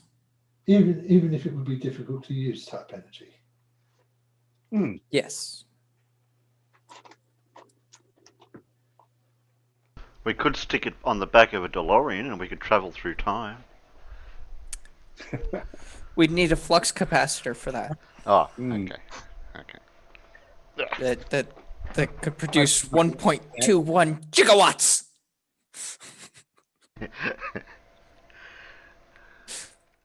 Great Density of Scott. It was a gigawatt? It was gigawatts, was it? Not gigawatts. Gigawatts. He says gigawatts. Yeah. divergence, because as it comes to the centre, everything denses up more. So What? this is weird. Did he this. just say denses? No, Did he just say denses up more? Yeah, I don't know if he said tenses up more, because he's saying around the black hole it tenses up. He said denses I think up, everybody's black hole tenses up around him. I'm sure he said tenses, but Go back and replay that. little bit. yeah, I want to see if it's denses up or tenses up around a black hole. The density of the divergence, because as it comes to the centre, everything denses up more. No, it's Yeah. denses. Yeah, Denses I was up. right. I thought he said denses up. Yeah, I know. It didn't sound right in the sentence when he said. If he said tenses up, yeah, I could understand it. But denses up. Okay. Because it becomes more dense. It's densening up. Densing it up, yeah.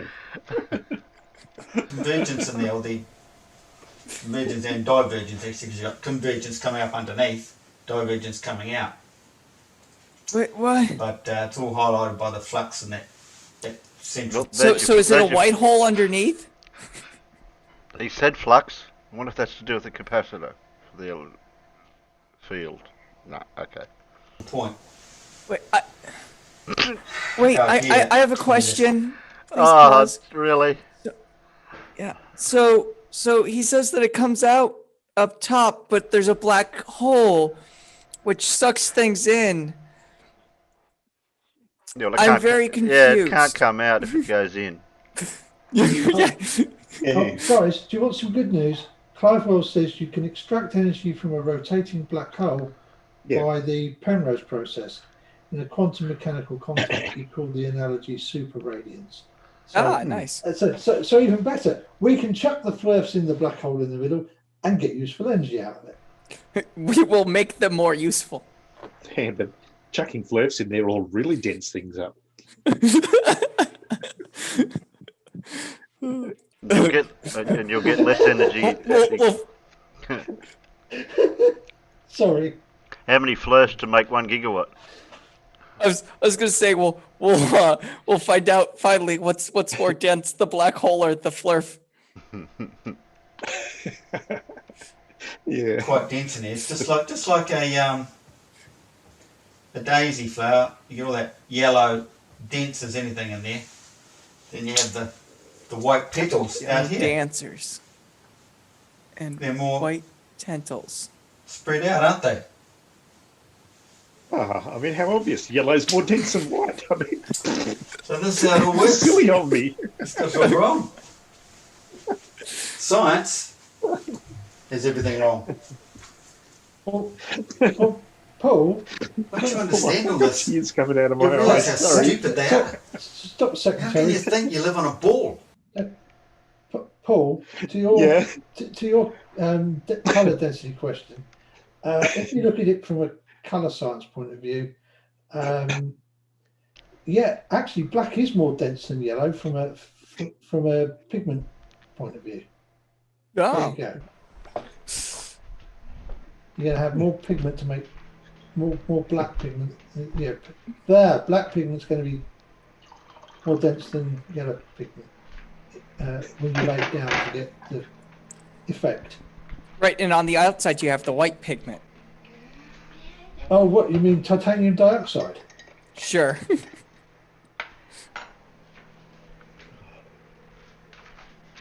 You didn't press play now. I just thought I'd throw in some irrelevant crap because it makes more sense than listening to Lindsay. Okay. Why not? Sideways, hanging off a ball that's supposed to be spinning. Ocean's just stuck to it because someone made up a word called gravity. You've watched the videos we made on up primer fields, spelt primer, because of primer fields. You understand magnetism, everything's related to magnetic fields. Magnetic fields.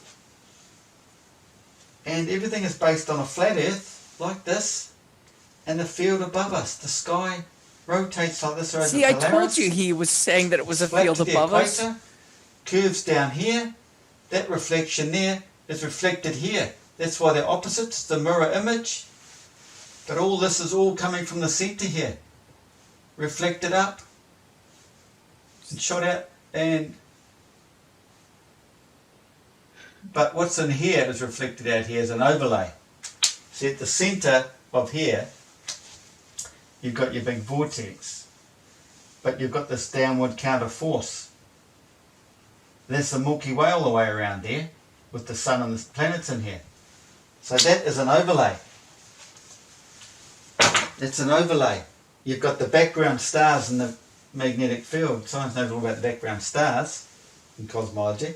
Then you have the inner field here of the Milky Way stars and the planets. So it's a mirror image. Everything's reflected, blown out, reflected out. We see the mirror image. So you're going to see that mirrored Mirror out. image of You're what? going to see background stars behind. You'll see the Milky Way and the planets in front.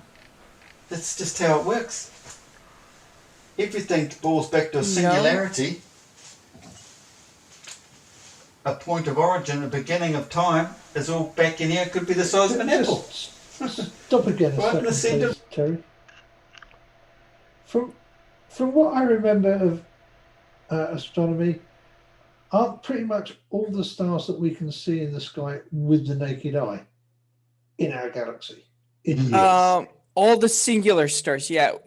I believe Andromeda can be seen with the naked eye, but you see the entire Yes. galaxy as a Yes. single light. Yeah, I was going to say, I think there's some galaxies that are kind of visible, but Yeah, like the Magellanic Clouds. Yeah. but you would need good seeing conditions for those. But yeah, so why are you going to see stars behind the Milky Way? Yeah. Well, also, like, all the stars that you see, like, when it's too bright to see the Milky Way are just the brighter stars that are part of the Milky Way. Yeah. Andromeda's in Orion's belt. Yeah. Not see it. That's why we do not see it. That's why it's written. Man will not accept this godly power, for it is not earthly. What? Basically, they What? will not accept their godly power because they can't see it. But physics understands this whole system, but they can't figure out how and where it is and all that. But that's it. So you can check it out. I thought it was a bit of a laugh. I messaged him and I said, "Do you care for a wager, $10,000 wager, before you go and find out I'm bang on?" So we'll see what he says. Hang on. Anyway, yeah. More like It's banging clever. on. Wait, can I get $10,000? Well, Yeah. his battery didn't run out. At least he just walked off this time. Yeah. Yeah. I Oh yeah, he can't hit his hard limit at 27 and a bit minutes, can he? That time. Yeah, well, that went for 14.18. So you have to work it out what his time limit is because he runs out at a certain time and then he finishes it before a certain time. So.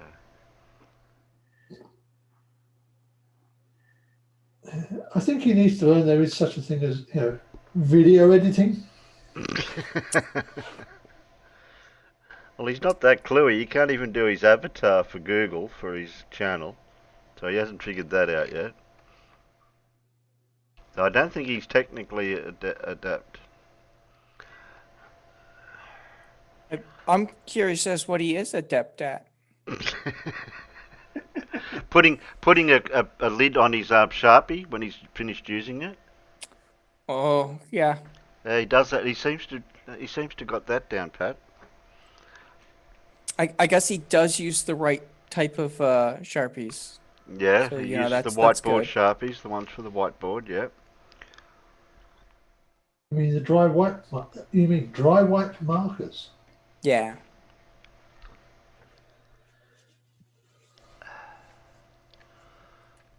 I hope I didn't scare Surf off in the peanut gallery, playing around there earlier.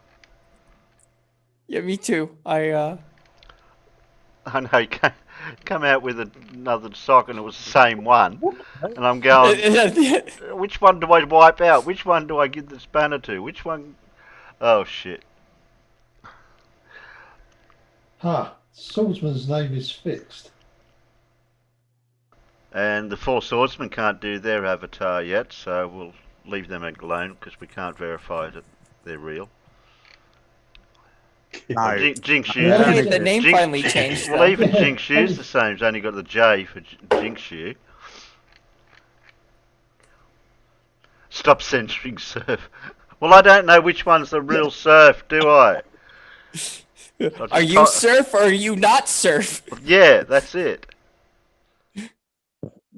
Well, in that case, Yeah. Although somebody else's alleged sock has got a spanner. Yeah, I know. I was a bit the too sock quick. keeps denying that he's a sock. Oh, okay.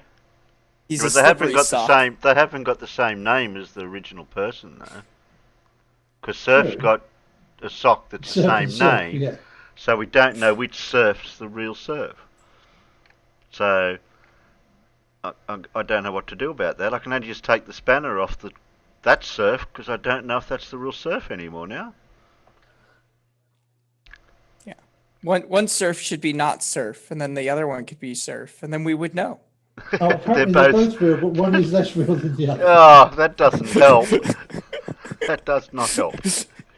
Hey, wait But a what minute. is reality, anyways? Okay, what we'll do? Yep. I'm gonna do that. So that way we know which one's which.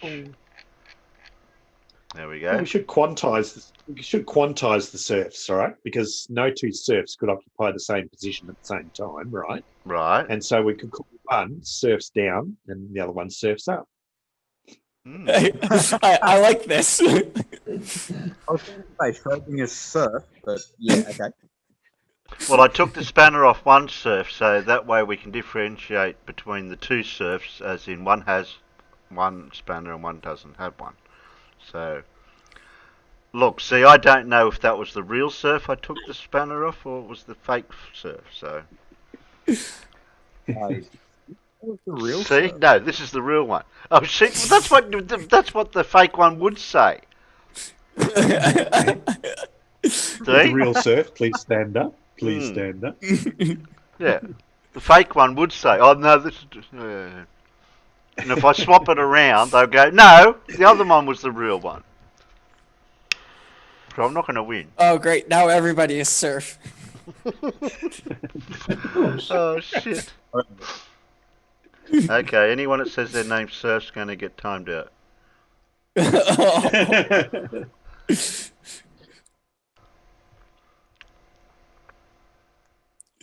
But See, you that's took funny the because spanner it's off both. delayed. No, I gave the spanner back to one, Wait. Yeah. but I Don't do don't know this. which one's the real one. We are Surf. Jeez. Don't be confusing.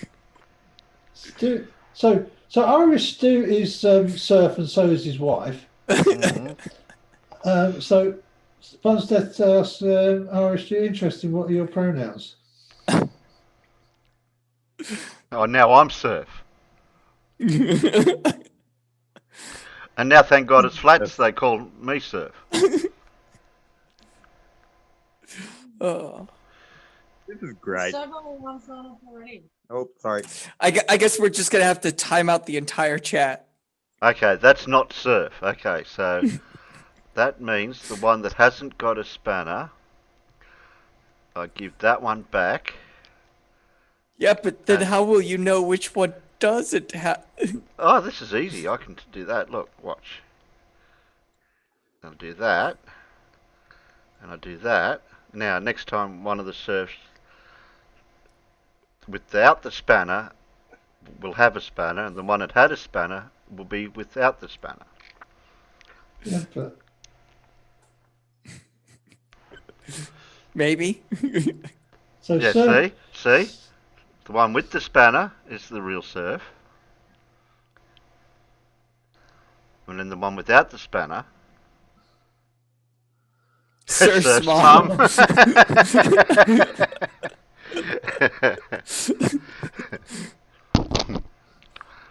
We are the knights who say surf. Oh, well. Stu's pronouns are Gibson and Shred. Yeah, still have it. No, yeah, see- and so do I. Oh shit! No, yeah, but no, I did take. I the knew this was spanner- gonna happen. I did take the spanner off that one. So I did take a spanner off one of them. But you gave it back to him. No, I took one off. So Surf got 3 sock accounts. How many surfs are there? Yeah. Oh, the Ford Swordsman are trying to give me a hint. You got to earn your spanner. Yeah, see, Surf hasn't got one. That. I I'm schizophrenic, and so am I. Yeah.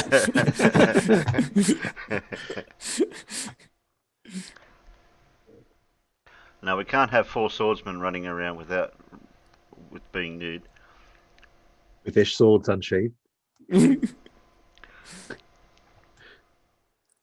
Just wait until our intro video. This is all way too confusing. Swear jar? Who said the swear? Who swore? Who swore? Who swore? Somebody swore. See, Surf was what was the word? deliberately trying to confuse us. Oh. 3 socks.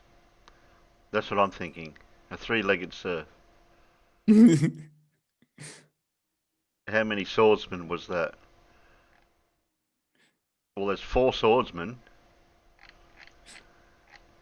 But it's not spelt. It's not the letter 4. It's the word 4. Wait, the letter 4? The numeral 4. Sorry. Oh, okay. But I what do you call it? The 4 before everyone else. So Yeah. they shouldn't call themselves the 3 horsemen or the 5 horsemen. Or swordsmen. No, we do not conform to other.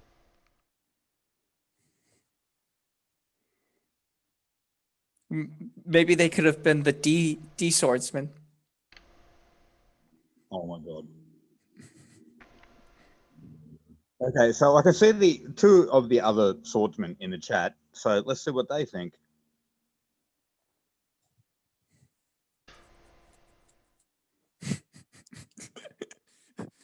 It wasn't heat shield swearing this time. So Paul, did you manage to get anything this week or not? Did I've just managed to rustle up something not really dirty, but something entertaining in the last 20 minutes. Yeah, anything's better than. And it's amazing what you can find if you just go. That'll do. Yeah, and I do have 2 quizzes. So let me get everything else organised. Then just got to move a few things around on my screen. All right. Ah, hey, we've got a Davros. So if I move that. I think Terry needs to go back to the beginning of the stream to know the swordsman. The swords people. Well, it's 3 swordsmen and a swords wolf. There.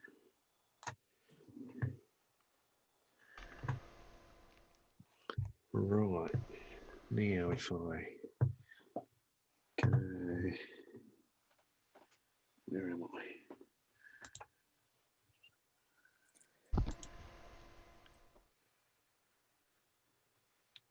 Maybe you should have got your students to do a thesis for one night. Yeah. You know, between all this surf nonsense and Lindsay, I'm very confused.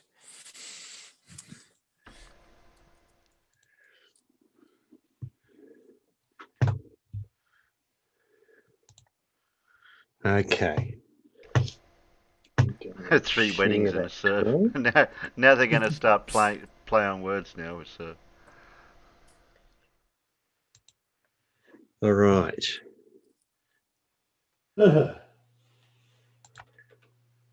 Okay. Okay. Here we go. All right. So what I've got is just a collection of photos or situations, and you've got to try and see what the scary. I mean, some bits are obviously scary and some aren't. Just think of each situation, I guess, whether you'd like to be in that situation or like me, not in that situation. So this first one here, this is what a babysitter observed while she was babysitting someone's baby, and the baby was supposed to be asleep in the cot. And so she went to investigate, and the baby was asleep. It was just asleep on its head. That's literally how the baby was sleeping. Alrighty then. Yeah. Like, I'd be scared. Rosemary's Baby then. Yeah. I'm going to go with CGI. Yeah. How'd you like to take this bus tour? Oh, I've seen those roads. No. No, thank you. No way. I don't think I'd even walk along that road. Well, no, because the bus would be buzzing right past you. Yeah. Yeah. I reckon on some of those roads, quite a few people die every year from going over the edge. I'm sure. Yeah. Yep. Then we have this. Lovely smile. You want to know what kind of fish that is? Probably one of the anglerfish, is it? Nope. No. Or is it Tip of like catfish? It's a catfish. You're correct. It is a catfish, yeah. Those teeth look pretty scary, though. I wouldn't be putting my hand anywhere near that. No, thank you. How would you like to be in an aeroplane and you look out the window and you see this? Uh-oh. Uh-oh. That's when my hand would immediately ring the stewardess. And then I just point out the window. Well, at least the fire's out. Yeah. Right. It was obviously on fire at one point as well. Excuse me, Captain. One of our engines is missing. Oh, yeah. Is that when the captain says to the passengers, I'm sorry, but we've just lost one engine. We'll be 20 minutes late into the airport? Yes. You know the joke, don't you, Terry? Crashing into the ocean very Half soon. an hour later, he says, we've just lost a second engine. We're going to be 2 hours late into the airport. And then an hour later, he says, we've just lost a third engine. We're going to be 4 hours late into the airport. And one of the passengers said, I hope we don't lose the fourth engine. Otherwise, we'll be up here all bloody day. If only. Yeah. We'll never get there. The one bit of that image that does really scare me is the fact that the engine looks like it's about to separate itself from the engine mounting. Yeah. Yeah. And that's usually when it gets really bad. Yeah. Because then you have fuel and stuff leaking everywhere. Yeah. Oh, Imagine, skydiver Tanner's like, that's fine. yeah. Imagine looking out over your back porch and you see these eyes in the darkness all looking at you. I would move somewhere else. I know they're They are. just sheep or They are. lambs or whatever, but yeah, no. Yeah, makes them easier to count, I suppose, while you're trying to fall Yeah, I was asleep. kind of 2, 4, 6, 8, 10, 12, 14. Yeah. Hey, wait a minute. There's only one eye. Oh, sorry. Yeah.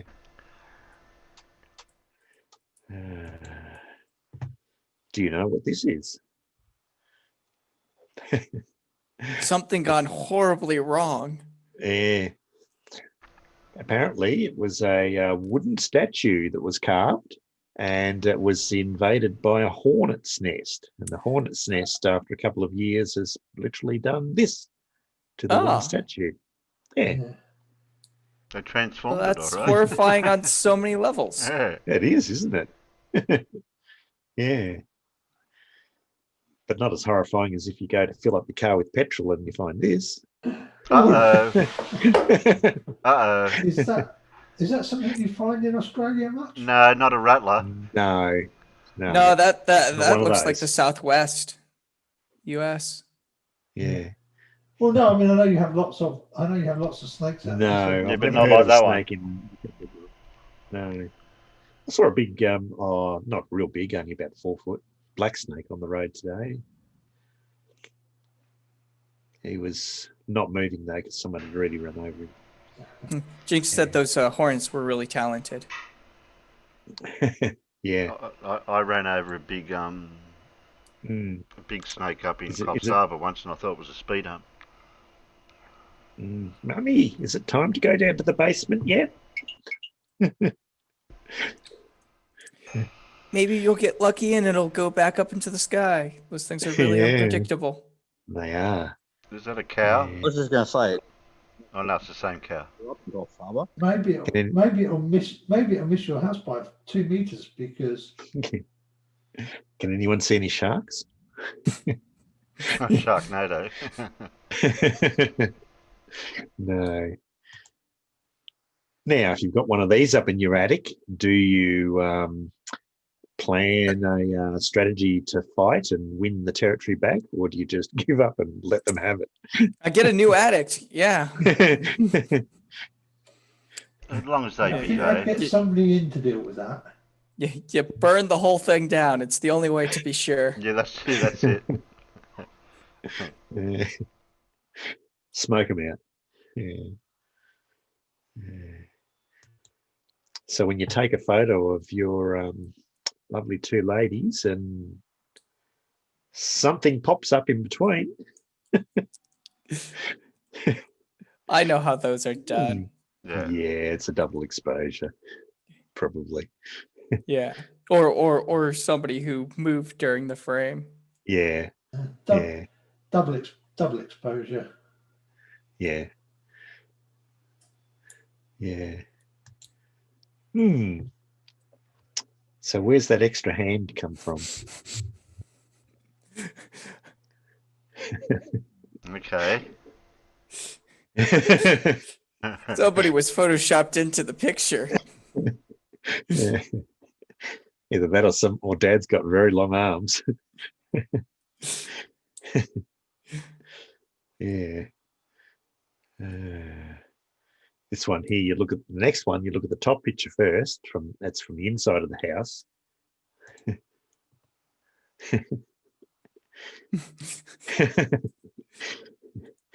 Someone playing a trick. That would be scary, looking up from the inside and seeing a baby's head poke over. Especially like at night. Yeah. Yeah. I'd put Go it out on- white up there as well, just to have it. Yeah. You go out onto your porch in winter and the ice crystals that are formed look like this. Uh-oh. It's a message from God. Yeah. All right, as long as it's not the porch of a truck driver, isn't it? Now, this next one is a situation I definitely would not like to be in. Oh. It's not as if he can just run over and get his gun quick. Oh no. Oh. Nice pussycat. You just hope that he is well fed and hope the females aren't anywhere around. Yep.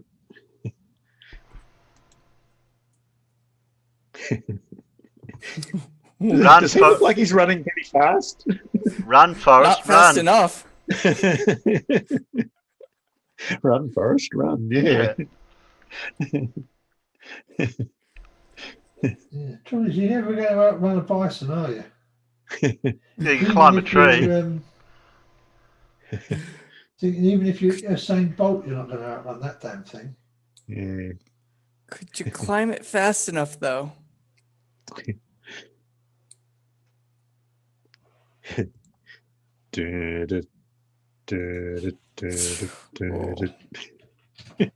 Just stop. Ignorance is bliss. Yeah. Yes, it is. He chill made a great point. Who's taking the picture? Yeah. I'd yell out to him, "Hey mate, you're gonna have to need a bigger boat." That's a Yeah. basket shark, though, isn't it? Yeah. He's going to need a bigger hook. Oh. Yeah, I've seen that.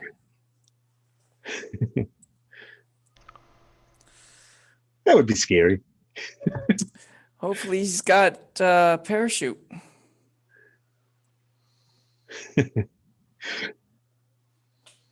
Yeah. No thanks. That's not so bad. I still wouldn't trust it. Yeah, no way. It's like this would be just as bad. Oh yeah. I There was- mean, there look, was- you've got there was- more room.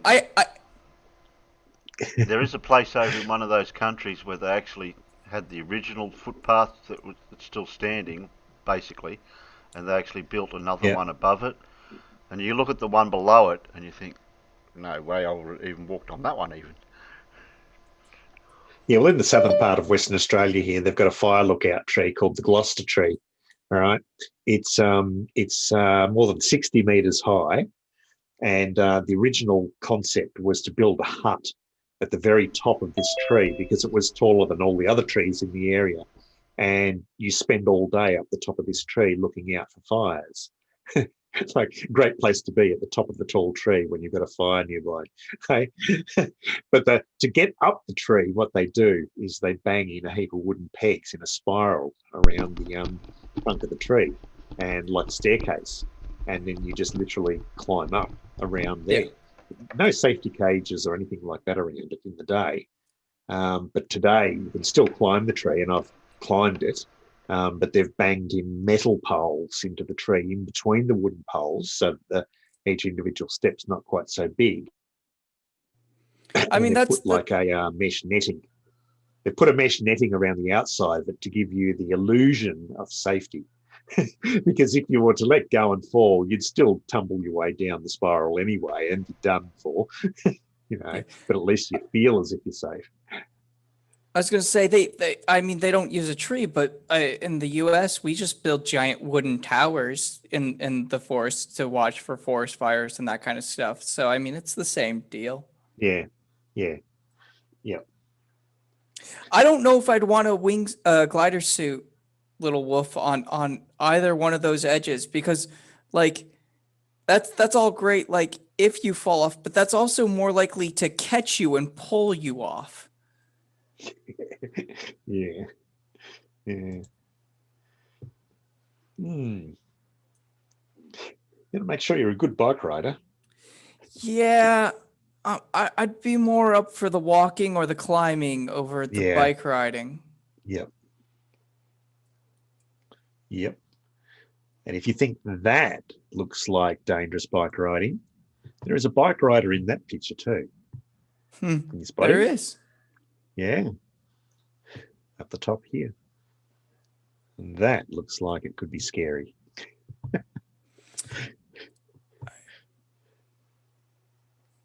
Yeah.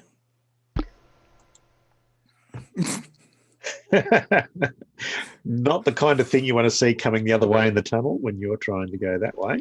Yeah, if you're trying to get out and the bear's coming in. No, I think they're going in and they woke up the bear. Yeah. Hibernating bear that's just finished hibernating. Took me a The while. wrong cave. I'm sorry. Yeah. Yeah. Took me a while to get this next photo.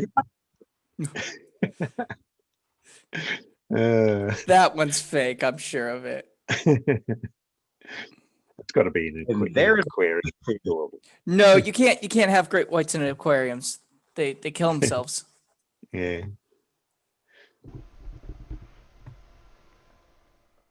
Yeah. And that's all I had for you for that. Oh, that was good. That was great. That's what I collected in 20 minutes. Yeah. Yeah, thank you, Paul. That was great. All right. Now, I suppose you want the Are we doing quiz the first? mixtured or the full versions or the? No, I've got two full versions. A nice one. You got a nice one for us? Which is this one? Yeah. Remember, a Paul, you nicer can't call one. the- And everyone out in the peanut gallery, say hello to Alan before we start. You can't call the science one the hard one, because I always seem to get more of the science questions right than I do the easy questions. Yeah. I didn't say harder or easier. I said nicer. All right, I'm just going to go grab myself a drink really quick. I'll only be 30 seconds or so. Oh, at least you could have put the question up. Give us a chance Just to. quick, can I get everyone in the chat to go, Alan? Hey,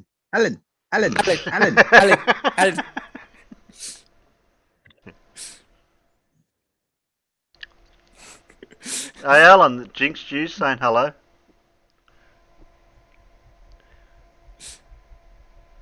You're not going to say hello back?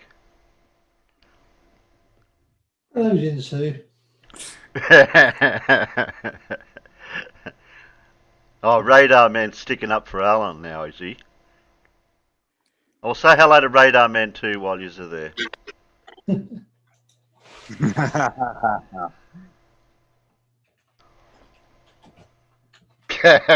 Alrighty. Here we go.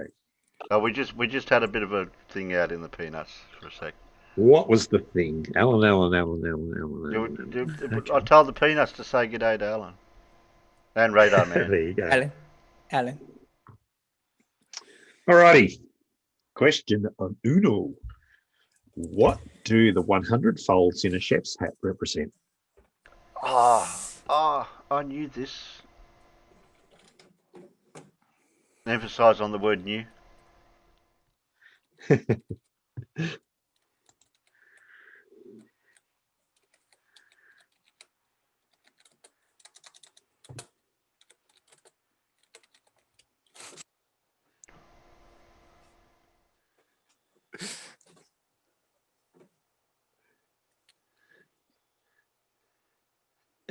You donkey, is that supposed to say receipts or recipes?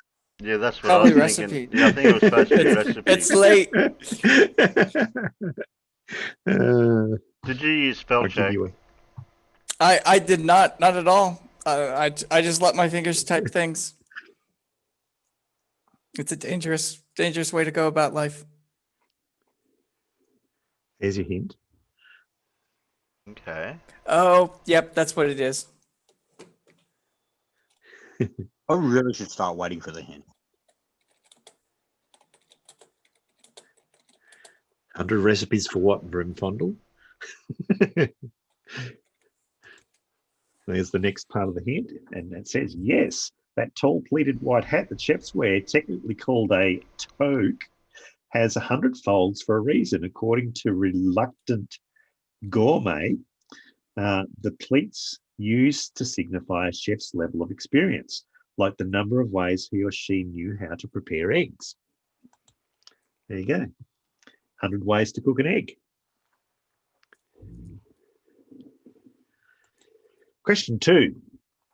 What is the hash symbol officially called? So that symbol that we know as hash now, what is it actually called? What's its actual English name?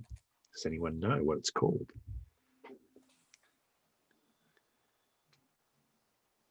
I know there's another name for it too, but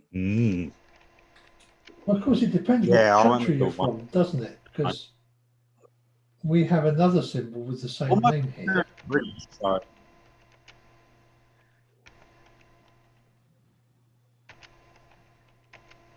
It's not a pound symbol. I mean it is a pound symbol, but No. yes. And now we're all wrong. So I'm right. So here's your clues. If Yeah. you combine those two things, that's the actual name. Well, it's not my answer then. can we just make Terry's answer the real answer, please? Yeah, why not? Noughts and crosses without the noughts and crossed. Yeah.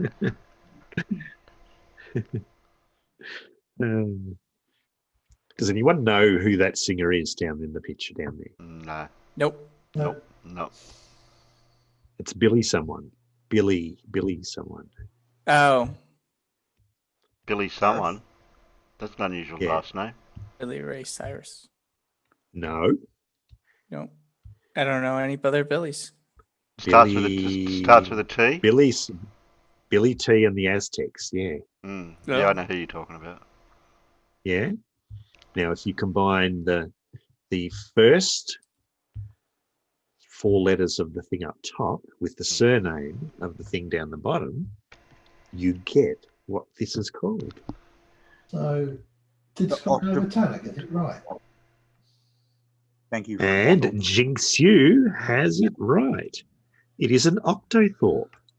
I was Right? just According to typing the that. Merriam-Webster dictionary, That's what the I was trying to. octo prefix refers to the 8 points on the popular symbol, but the thorpe remains a mystery. One theory claims that it comes from the Old English word for village, based on the idea that the symbol looks like a village surrounded by 8 fields. So now you know it's called an octothorpe. Yeah. Oh, I think Skydiver Tanner was there first, though. Yeah. Oh, okay. There you go. And me, only because I Right. got the clue. Yeah. Question 3. What is the largest known living organism? Here we go. In your pen. Here we go.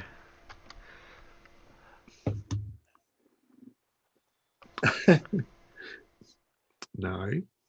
No? No. That's not a Yeah. single living organism. Terry. What about Alan's then? Because I've heard that one too. I don't remember the genus or the species for mine. No, so the Great Barrier Reef is a conglomeration of individual living organisms. It's not one living organism. Donkey's close. Donkey was close. Where's Donkey? Yeah, same with Heat Shield. Then it might be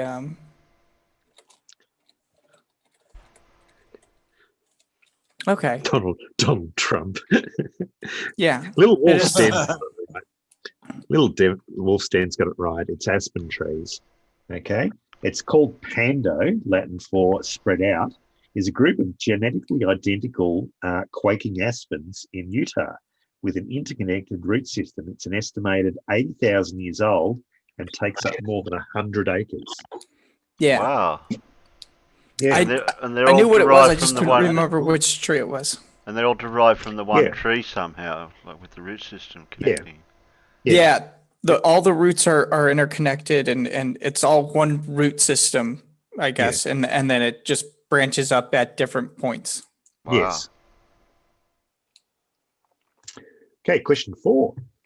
What do the two M's stand for on the popular confection M&M's? Oh. No, you get in the bowl.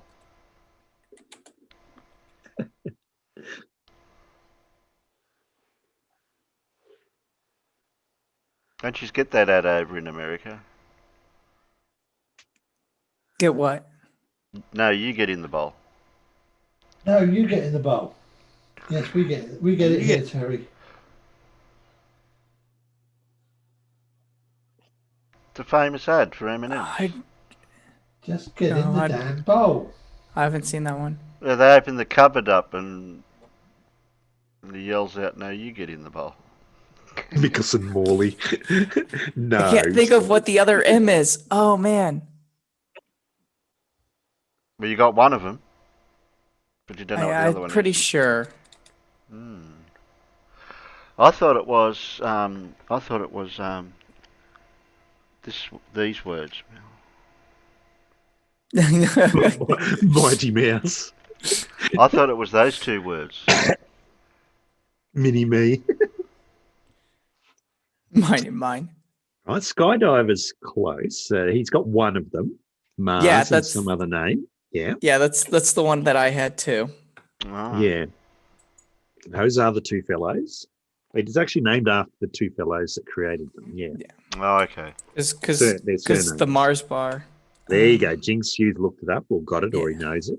It is Mars and Murray. Wow. Forrest Mars, son of the Mars Company founder, first spotted the British confection Smarties during the Spanish Civil War and noticed the candy shell prevented the chocolates from melting. He teamed up with Bruce Murray, son of Hershey Chocolates president, and the company later trademarked the melts in your mouth, not in your hand slogan. Oh, so they Also, Smarties have been around since the Civil War, Spanish Civil War. Yeah. Smarties were around way before that. Yeah. That's right. So they basically ripped off Smarties. Yeah, they did. They improved upon the Smartie. Well, how they improved? They added chocolate. Yeah, that's what the Smartie is. Yeah. The Smartie is a chocolate drop surrounded by that crispy coated shell, so it doesn't melt when you pick it up. Oh, see, Smarties in the U.S. are like a sugary hard candy. Yeah, that's what Smarties are. Yeah. Yeah, but they don't have chocolate in them. Oh no, Smarties here have chocolate in them. Yeah. Yeah. Yep. You got the wrong Smarties. Apparently. They're more flattened than an M&M, I think, if I remember right. Yeah, they are. Yeah, they're more UFO saucer shaped. Right, question 5. What did Neil Armstrong say as he stepped onto the moon? Come on. Oh shit! I left me car keys at home, or something. Where'd I park the rocket? Come on, everyone knows this one.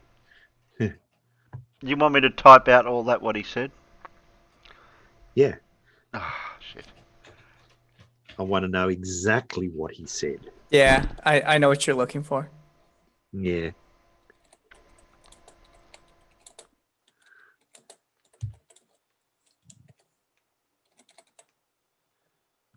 Yeah, what Alan said. No, it's not. What No, Alan it's not. said. Yeah. I am not going to answer that because I just had to deal with a rather large 8-legged friend. An octopus? Yeah, a land octopus.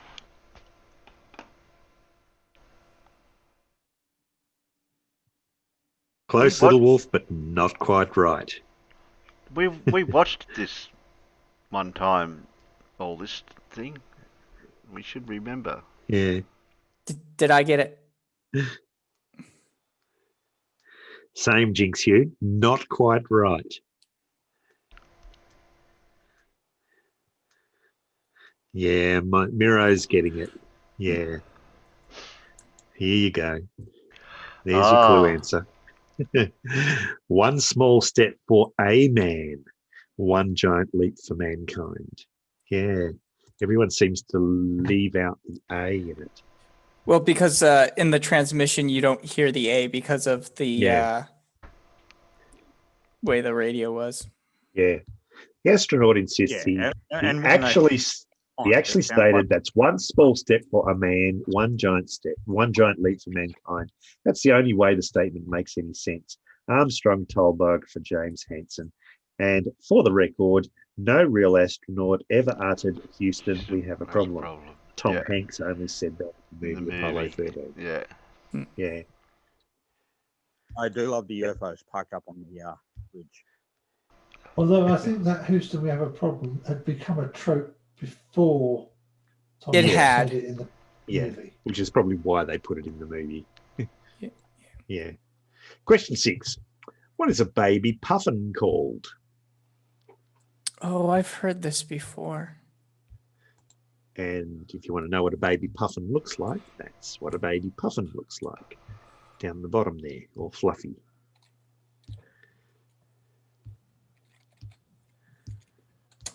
I don't know.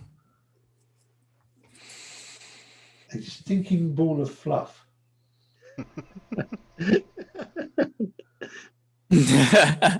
Not Puff Daddy. Because I bet they smell pretty awful. A puffette. No, not a puffette.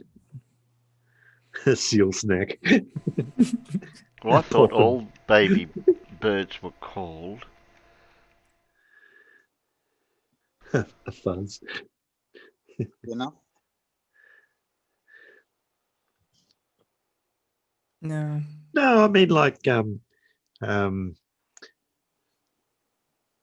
little ducks are called ducklings, aren't they, Terry? Mm-hmm. Little swans are called what? Cygnets. Swansels. Yeah. Little geese are called Goslings. yeah. Yeah. So a lot of them do have their individual names. So what's a little puffin called? A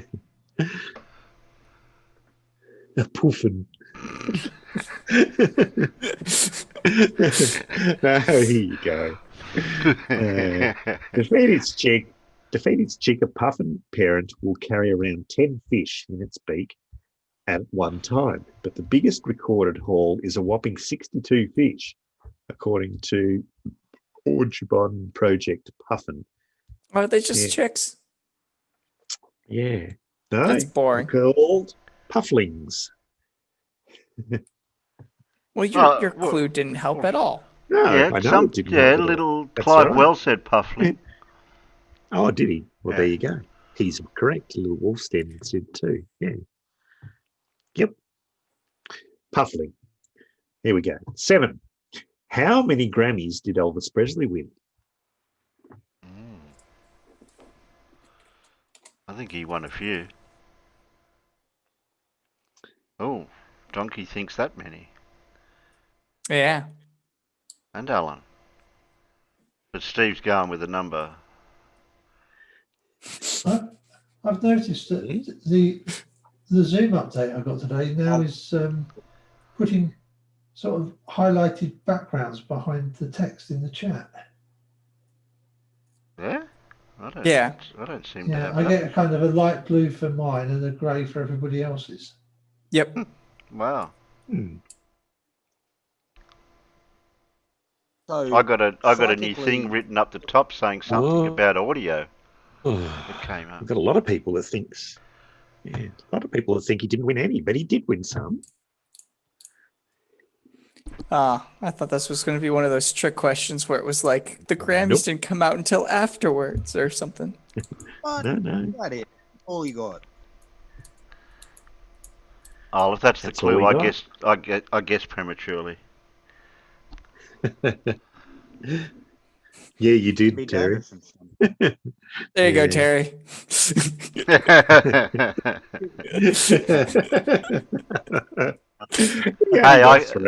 Hey, I know. I was going to say that's one too many. Yeah. The King of Rock and Roll had 18 #1 hits in his career, but struck out on 11 of his 14 nominations. The record for the most Grammy wins actually belongs to George Solti, the longtime leader of the Chicago Symphony Orchestra, with 31 Grammys. Wow. Wow. Yeah, so Elvis only got 3. Okay, question 9. Which soft drink was the first in space? Which soft drink? I'm probably falling into the trick, but Wasn't that the first drink they had in space? that's normally like the whole thing up behind it, but I don't know if it's actually true. Well, other than the obvious. That's not a soft drink though, Terry. That's a. I know. Yeah, I know. Yeah. Oh well, I mean, if you want to go that route. Yeah, but where did they get the bubbles from? Does a soft drink have to have bubbles? How are we defining soft drinks here? Yeah. Vremfondel Kokovsky, is that the Russian version? Here's your clue, hint, answer. And there's the actual device that they used to dispense it. Wow. Interesting. Because obviously you can't, in 0G, it's sort of like the bubbles don't work, do they? Yeah.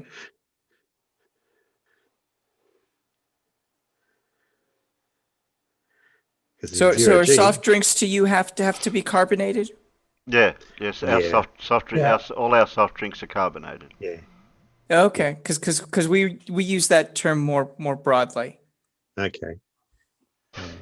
The Coca-Cola Company has made more than 10 billion gallons of syrup since the formula's invention in 1886 by Atlanta pharmacist John Pemberton. That's a lot of sugar. It surely is. Yes, so there's a lot of cocaine. Coca-Cola. No, they weren't all But not cocaine anymore, though. unfortunately. Yeah. They weren't all cocaine, but No, they were for a while. Yeah. What is the unit of measurement of the speed of a computer mouse?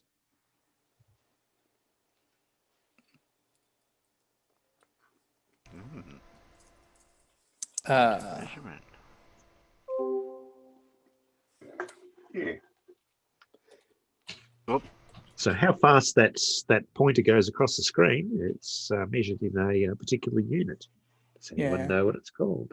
That's... It squeaks. Are you talking about the mouse or the mouse pointer on the screen? Mouse pointer on the screen. Because you can speed it up. So. Yeah. And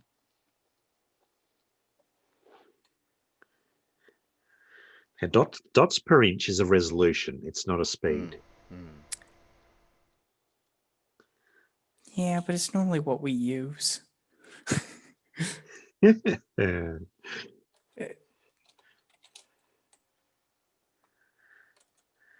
Come on. I'm going to go with this then. Hold on, I'm typing my answer. I'm waiting for the clue. Oh, if you wait for the clue, you'll get the answer, Terry. Oh.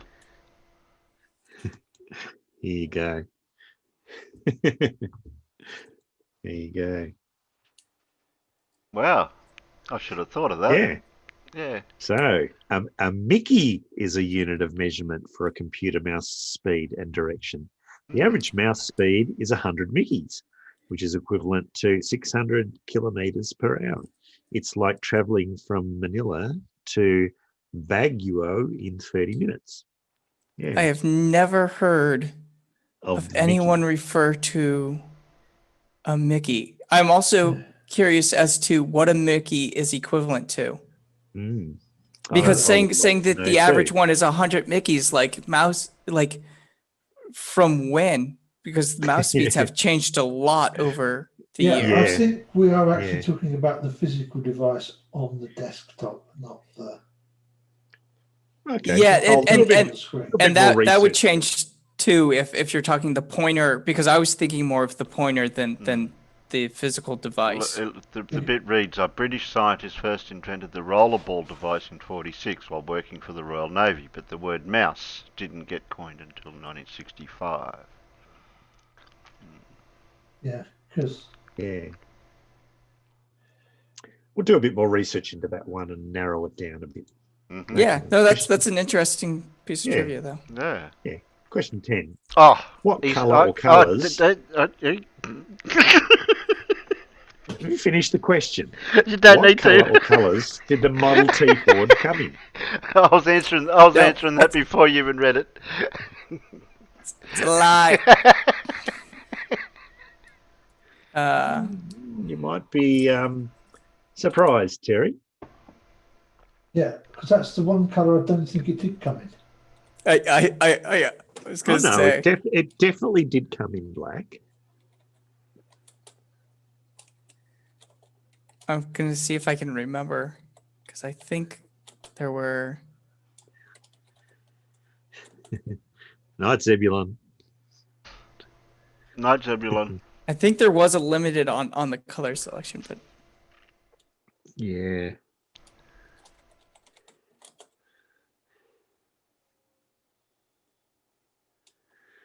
Okay. Can we No. present a clue yet, or are you still thinking mute donkey? No, you can go for I it. blew it. Okay. From what I learnt, I thought it was only that colour. yeah. No. Yeah. So they actually came in grey, green, blue, red, and black.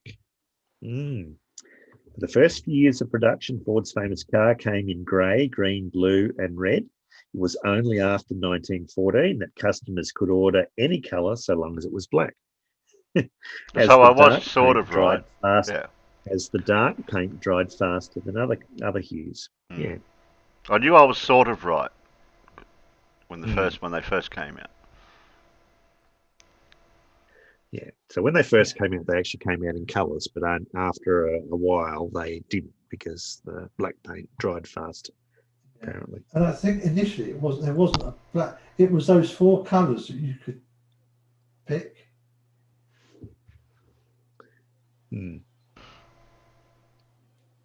Yeah. Because okay. Yep. I said black paint is actually tricky. Yeah. Does anyone know what triskaidekaphobia is? Yes.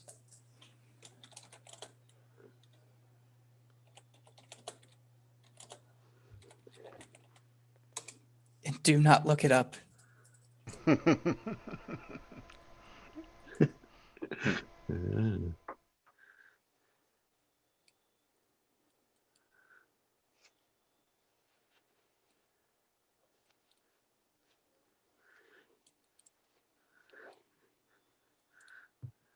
We're getting some weird ones out there. Colour blindness, fear of hair, Yeah. a weird word, fear of Once stupid that words. says, if he ever finds out the name of the person who invented Ford, he'll go after it.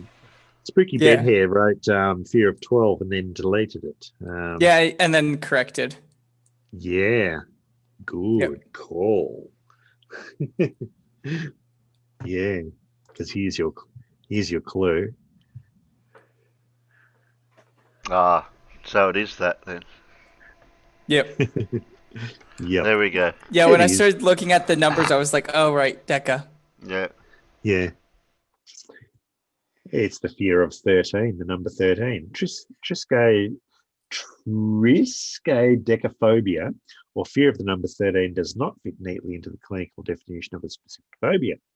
The number 13 is not an object or a situation, and it can be impossible for the sufferer to avoid. Moreover, in order for a phobia to be diagnosed, it must significantly impact the sufferer's life.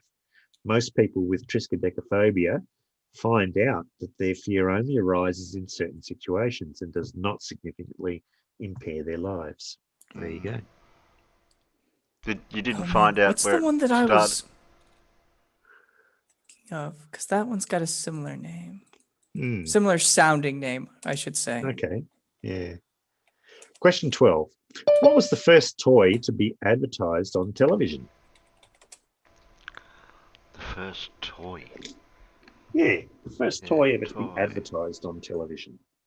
That starts with a T. That's not my answer. That's my answer.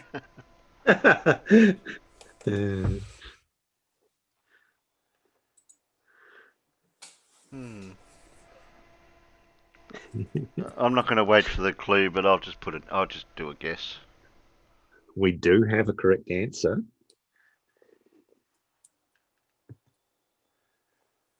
Is it log? Go on, if you're going to have a guess. No, that's not the right guess. Log. Oh, okay. Yeah, Clive Wells was correct. It was Mr. Potato Head. Yeah, it was first advertised on April the 30th, Wow. 1952. This will come as a surprise to many who are too young to remember Mr. Potato Head. I do. I remember Mr. Potato Head. I remember Mr. Potato Head, but not that version. Yeah.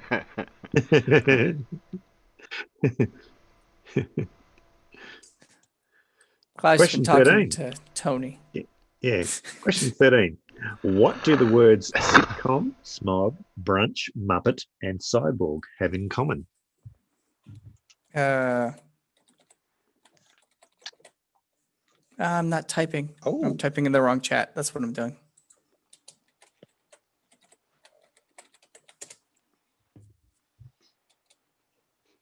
I think that's the right word for it. Yeah, I know what you mean. There is actually Yeah. a proper technical term for these kind of words. Oh, I don't. Yeah. Yep. Yep. We have a lot of reasonably correct answers out there, but that's the correct word for it. It's called a portmanteau. Yeah. All right. Yeah, they all are portmanteau words.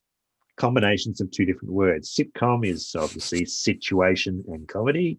Smog from smoke and fog. Brunch from breakfast and lunch.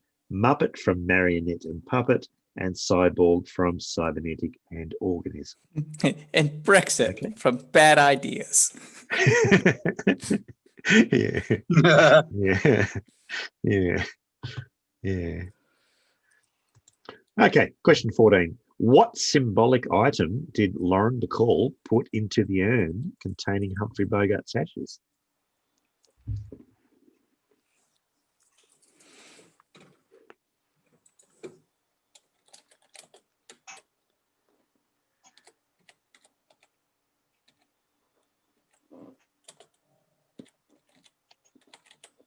I'm going to spell this wrong.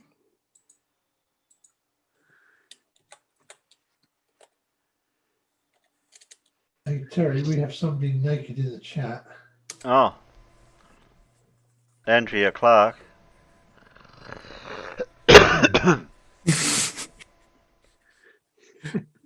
A cigarette butt. No. I'm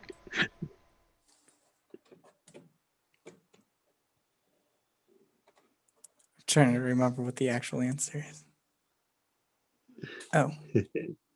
No. Clues coming. Yeah, I Yu Shu. guessed. I'll give you a hint. It's one of these four answers.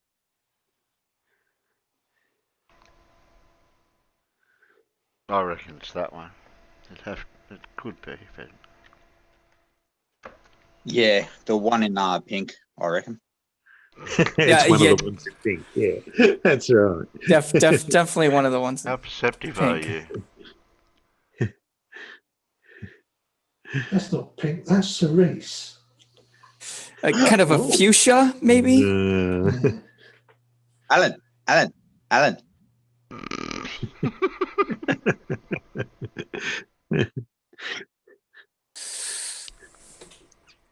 got a lot of people going for the cigar and a few people going for the diamond ring on the internal chat.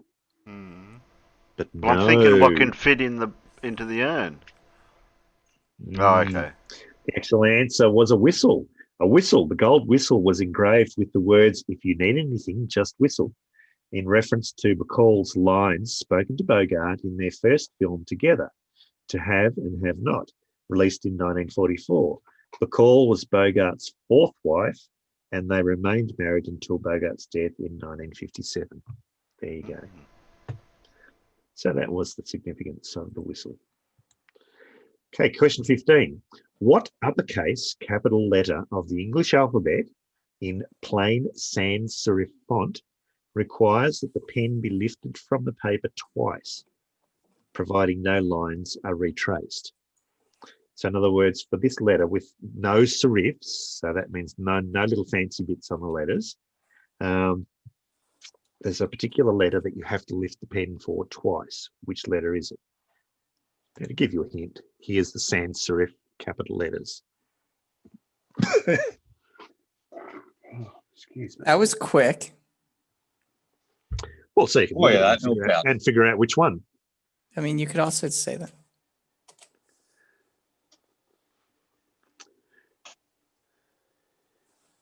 Oh, No. yeah.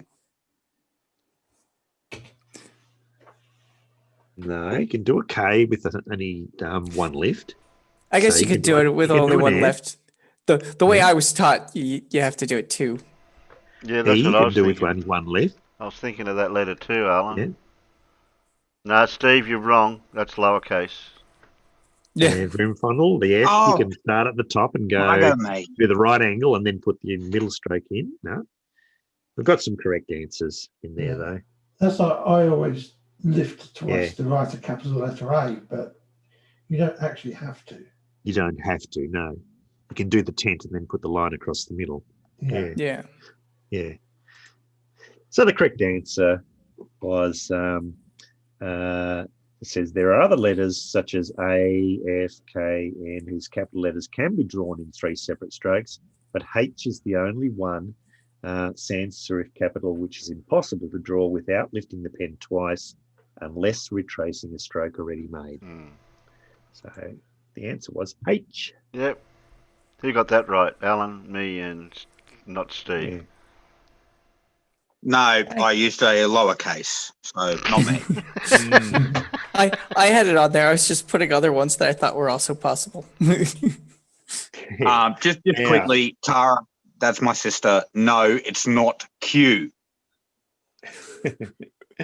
Right. I want you to think very carefully about this answer. Don't just rush to put down what you think is the right answer. I want the actual correct answer. Mm-hmm. All right. Paul McCann, Peter Davidson, and William Hartnell have each played the same famous sci-fi role. What's the character's name?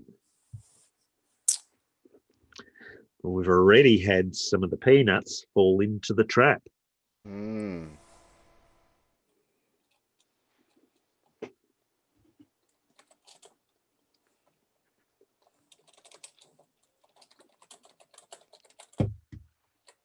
Also, I use that as the background for my phone. So Okay.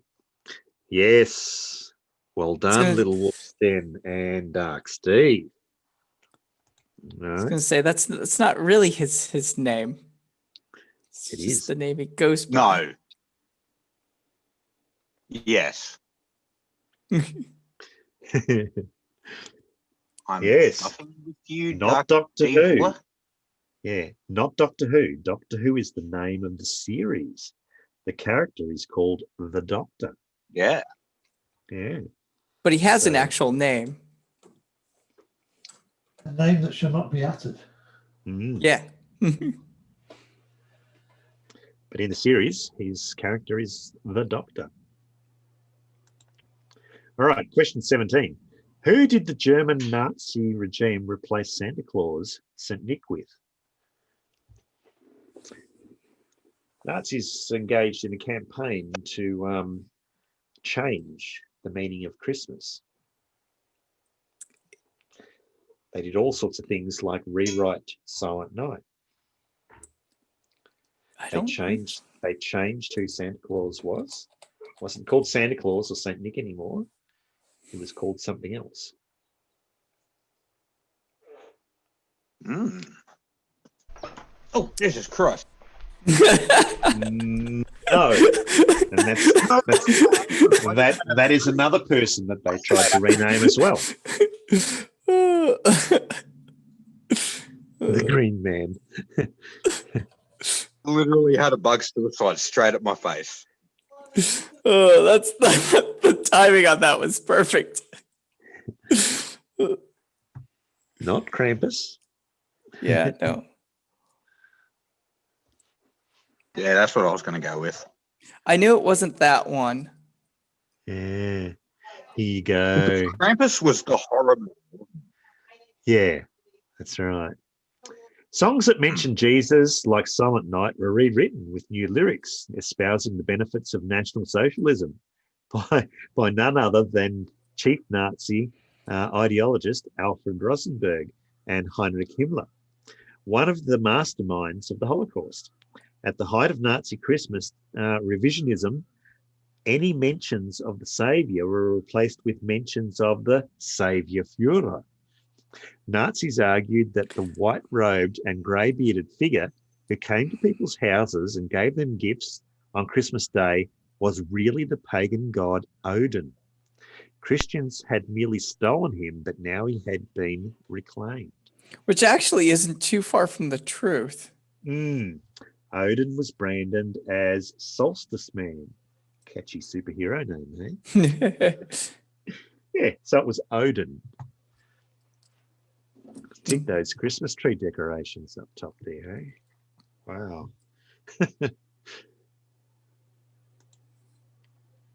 Question 18. What animal parts were the first artificial Christmas trees made from?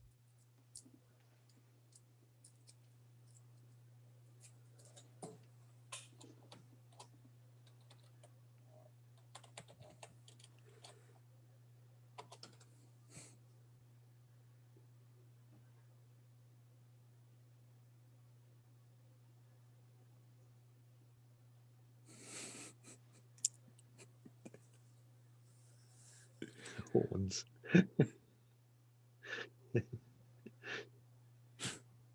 No.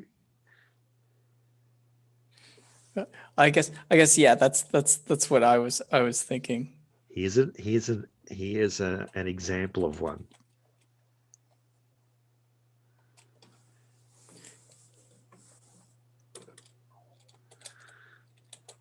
Not porcupine, because not bacon. Not bull penises. Not cat whiskers. No. Not. I'll give you a hint. Nathan? No.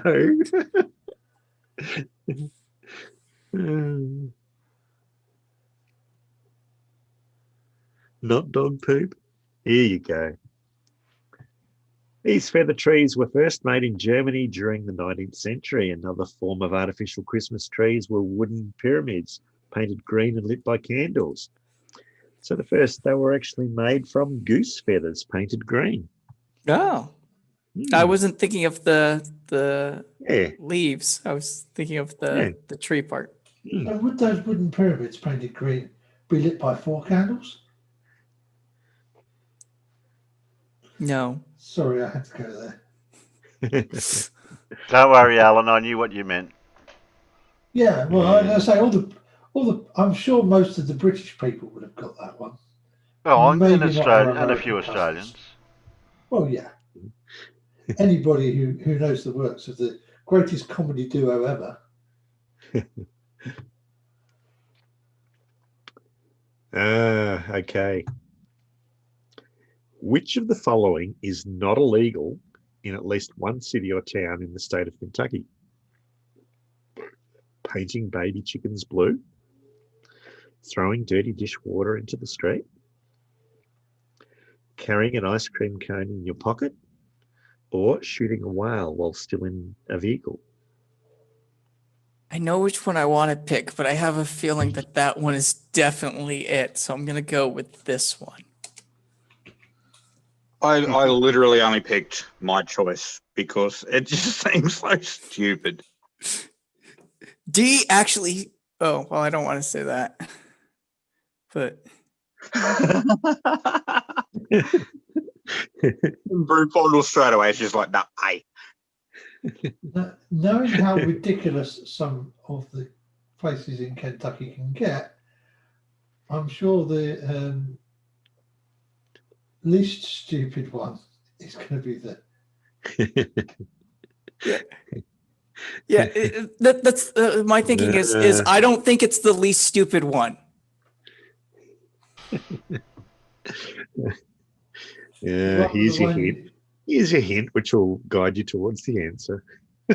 Oh, okay.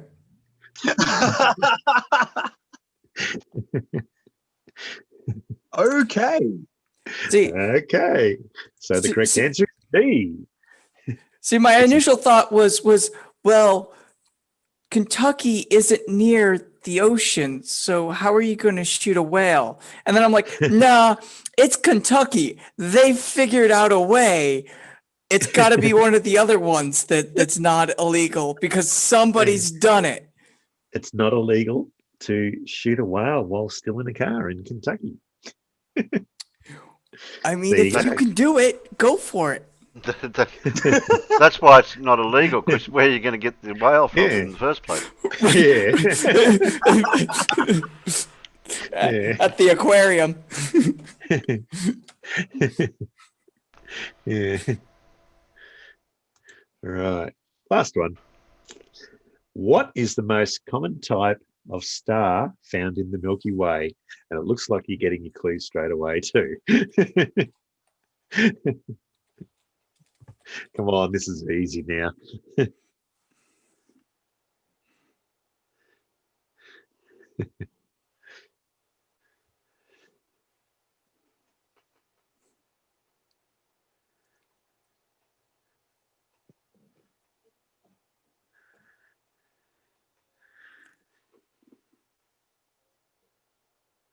SeaWorld is not in Kentucky. I read the wharf. Yeah. Yep, it's red dwarf. Right. I know technically correct Dwarf either. stars. Yeah. Red dwarf stars make up an estimated how many percent? I don't know. I missed that. 3/4 of all stars found in the Milky Way. The surface temperature of a red dwarf star is less than 4,000 Kelvin. Yeah. And they have a very low luminosity and therefore cannot be seen easily. In fact, from Earth, not one red dwarf star can be seen with the naked eye. Since they develop very slowly and are constant for trillions of years, there are actually no advanced stars of this type in our universe because our universe is too young. Yeah, because red dwarf stars burn so cool, they are going to last a long, long time, longer than most other stars. Alan, can you just quickly say smeg? Smeaghead. So my answer was technically correct Okay, as well. Smeghead. There we go. A movie? Yeah, movie star. Movie stars are the most common stars found. Not movie stars. Surf had a similar answer. Yeah. So that was the quiz. All right. Now you want the other one, I suppose. Have the easy one now. Yeah, you can.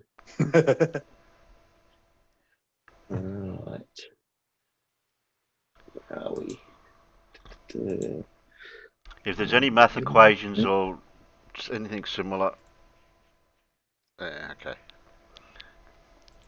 My question is, which came first, red dwarf or the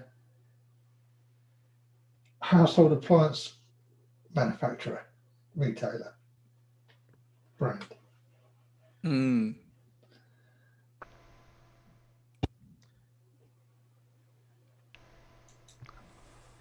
Hmm. I'm, right. I'm rubbing my beard in thought. Rubbing your beard in thought. Okay. Well, while you're rubbing your beard in thought, think of this then.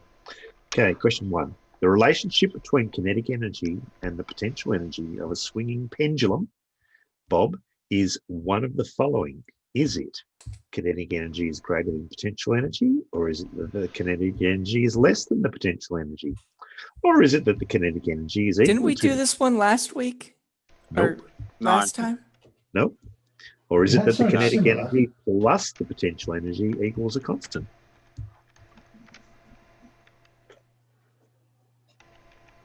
Which one? Okay. It's just similar to the what we did.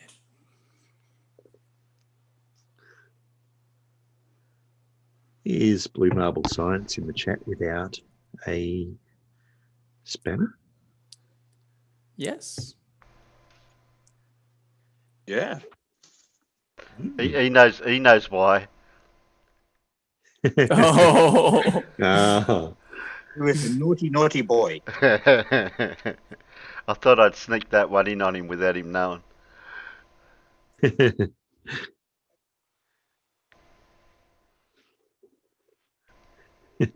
No, it wasn't jinx you. It was I did it sneakily.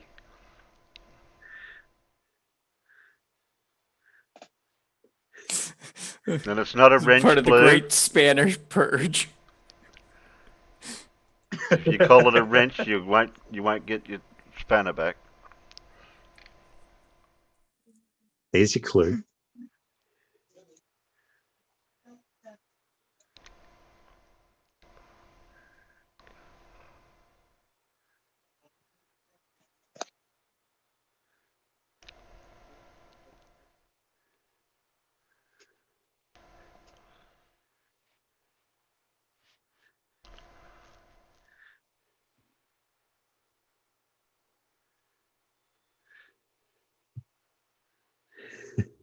Tool. Yes, and most people in the internal chat and some in the outside have got it right. It is that the kinetic energy and the potential energy are a constant. They add up to be the same. One is converted to the other. Turn swing. Neglecting frictional losses. Yeah, of course. Yeah. I just want to point out, yes, Little Wolf, Terry's chat is full of tools. All right, question 2. Continents have 3 major features. The oldest areas of each continent are the what? Is it the folded mountains, the stable platforms, the mountain cores, or the shields? You need to know a bit of geology to answer this one.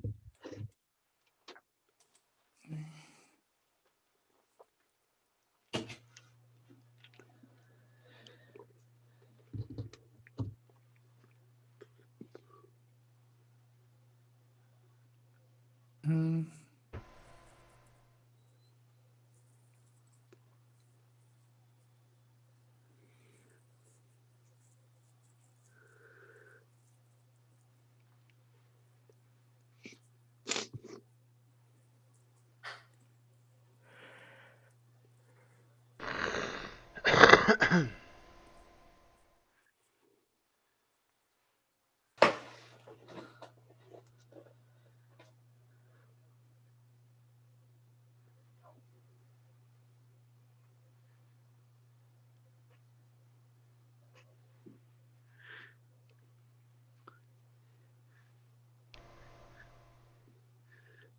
So if you waited for the clue, now you'll know the answer. Yeah, I should have waited for the clue. Yeah. Alan didn't.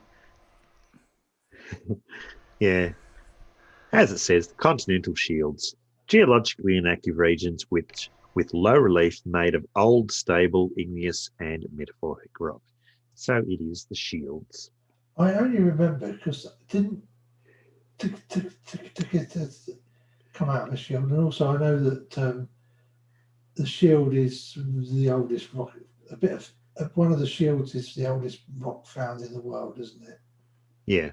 Possibly down in South Africa somewhere, or maybe the Canadian one. They seem to be.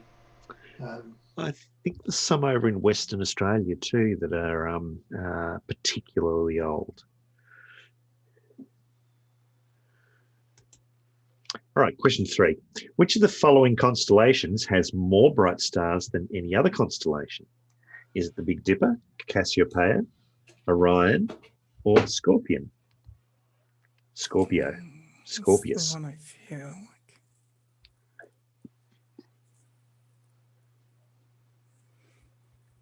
What do we consider bright star? That's kind of a vague term.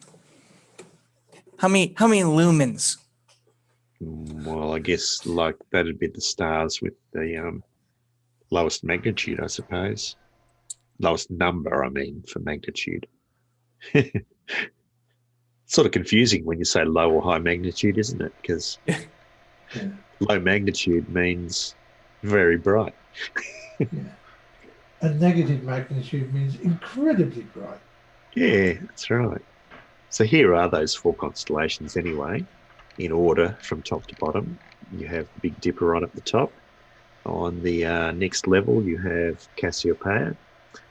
And then you have Orion. And the reddish one down the bottom is Scorpio. You make your own judgment now.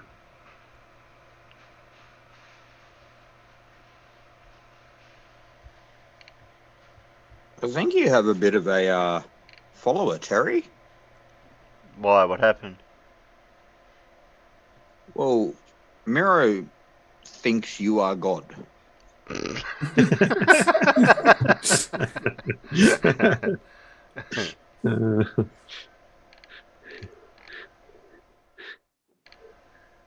If I was God, I wouldn't be here.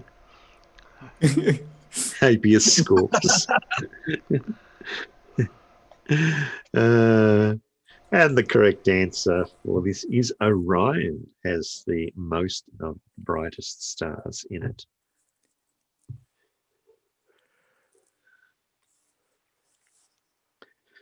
All right. Question 4.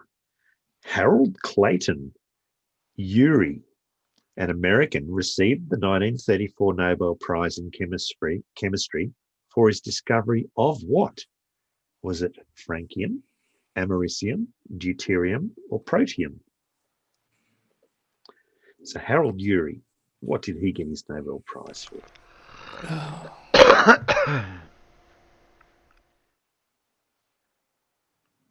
One of those is really tempting. And since I don't know what the correct answer is, I'm going to go for it. Yes. I Absolutely no idea. I have another question. Is this the Urey that is part of the Miller-Urey experiment?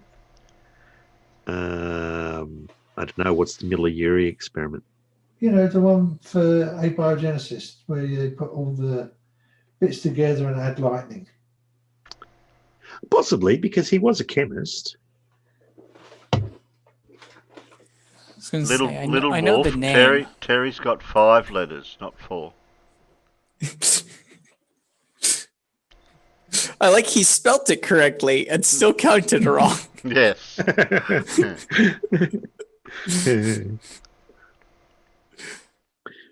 And yes, we have some correct answers, plenty of correct answers out in the peanuts now. And let me search. No, not on the internal. Here's your clue answer. Nobel Award goes to Professor Urey for what? Discovering heavy water. He discovered deuterium. Yeah. Okay. Yep.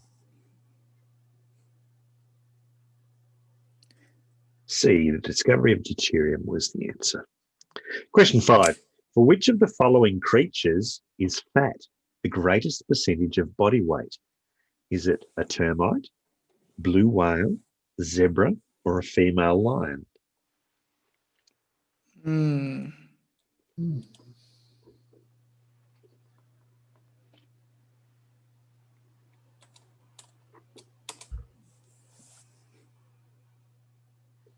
It probably gets the Claxton, but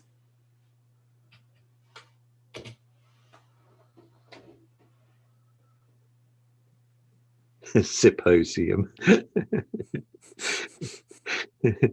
That's an alternative name for Americium. Wife's bum.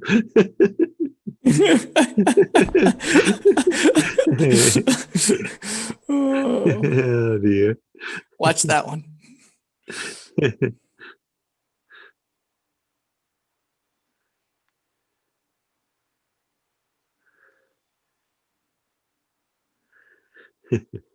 And it turns out that this creature has about 35% of its weight in fat. Okay, that's not as bad as I thought. Here's your big clue. Oh. Yeah. It was that obvious, was it? It was that obvious, yes. one. It Yeah. was that obvious. It was the obvious one. It's the blue whale. Yep. Yeah.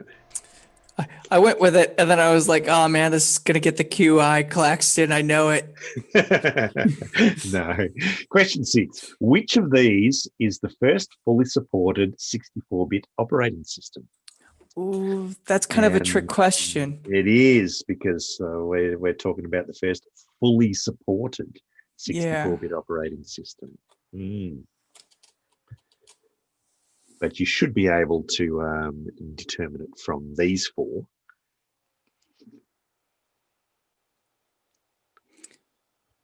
Mac OS is also kind of cheating.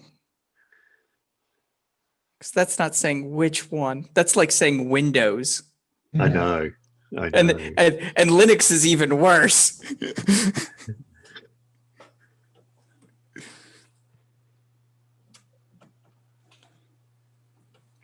Come on, big money, no whammy, no whammy.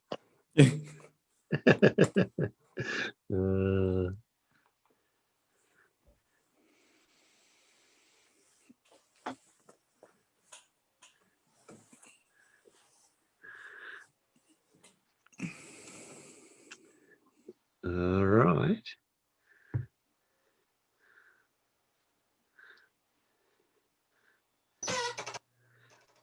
Yeah, Clubwells is kind of right. Heat shield's picking on blue out there. Yeah. Like I said, C is even worse. Like that's Yeah. However, here you go. All right. And you'll notice down here it says, where was it? 2001. Linux becomes the first OS kernel to fully support x86-64. But that's a kernel. That's not an operating. Yeah. But the answer was Linux. Anyway. That's still cheating. I would not accept that answer as a computer science person, because it's not the actual OS. It's just the kernel. Well, you can argue about it then. Okay. All right. Question 7. A 10-kilogram ball falls from a height of 5 meters and rebounds from the floor to a height of 3 meters. The energy lost by the ball is what? Is it 20 joules, 98 joules, 196 joules, or 294 joules? For those of you that are wondering how to calculate this, here's what you need for your calculations.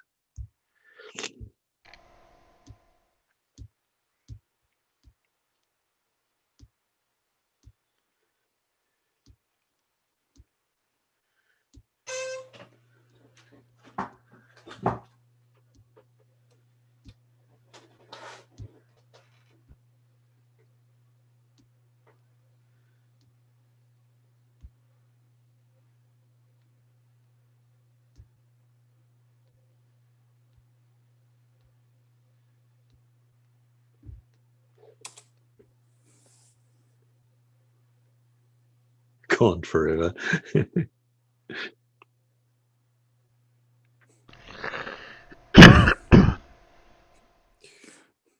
Well, there is no G, so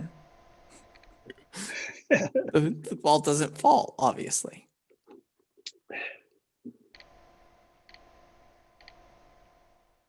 Yeah, we have to wait for Blue to finish measuring G for us. I like Mira waiting for Clive's answer.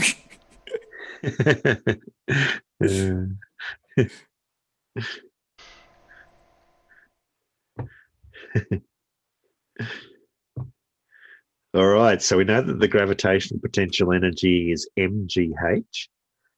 Here, the mass is 10 kilograms, Clive, 10 kilograms, not 1. All right, and so you got 10 times g, which is 9.8. 10 times 9.8 is 98, and the height is 5 meters, whatever that turns out to be. But it rebounds up to a height of 3 meters only. So you've got a difference in the height of 2 meters. So we need 2 times 10, which is 20, times 9.8, which is 196 joules. Yes. The answer is 196 joules.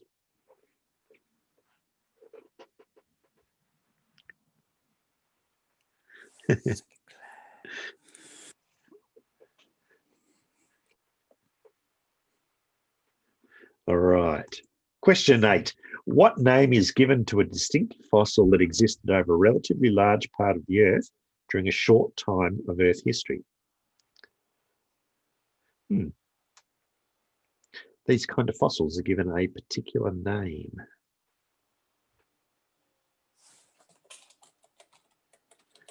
Because they're very useful. Oh, I think I know what it is.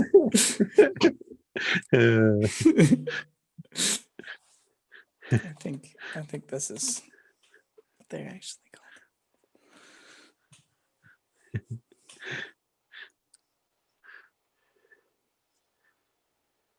Think of what purpose such a fossil might provide.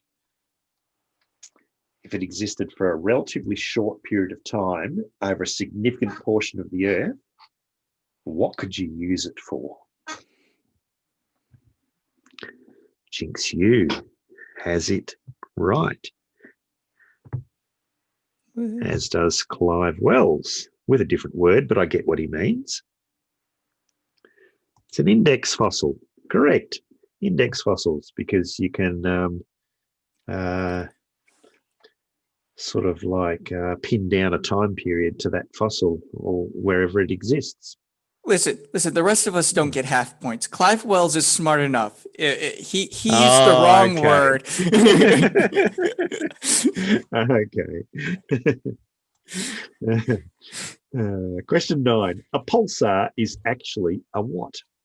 Is it a black hole, a white dwarf, a red giant, or a neutron star?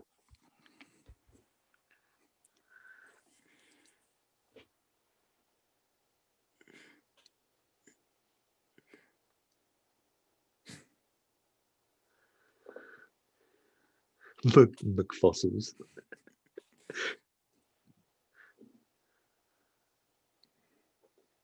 Had fossil fuel up there. Joe Biden. Yeah, it seems like everyone knows the answer to this one, except maybe Sir.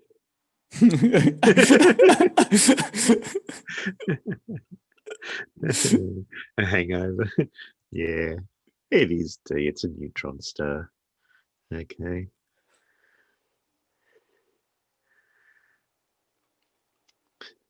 It's one of the types of neutron stars. There are different types, but a pulsar is definitely a neutron star. Question 10. The inventor of the Kelvin temperature scale was who? Come on, you all know this one. Was it K. Cavendish II? Was it Lord William H. Harrison? Was it Sir William Thomson? Or was it none of the above?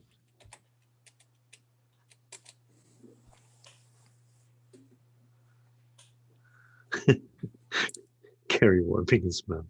A pulsar is a Nissan.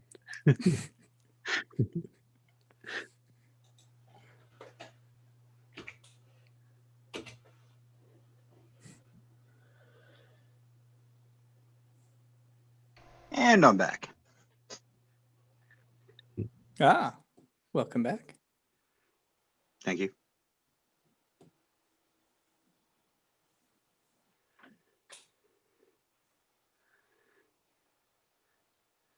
Wow, everyone's going for D. They like the D. They like the D, apparently. Sir Edward Van Halen. Yeah. Here we go with inventors of thermometric scales. The Celsius scale was invented by Anders Celsius. The Fahrenheit scale, Daniel Gabriel Fahrenheit. And the Kelvin scale by William Thomson, also known as First Baron Kelvin, which is why it was called the Kelvin scale. But his actual name was William Thomson. Wow. Yeah. I knew the William, just got the surname. Yeah. Yeah. Nobody Question likes 11. Tom. Yeah. Question 11. What is the name of the 6-carbon monosaccharide that is the universal cellular fuel for plants and animals? Oh, this is an easy one. Everyone knows this. Yeah, even you know it, Terry. Oh, I see what you're saying. Yeah, but which kind, Alan?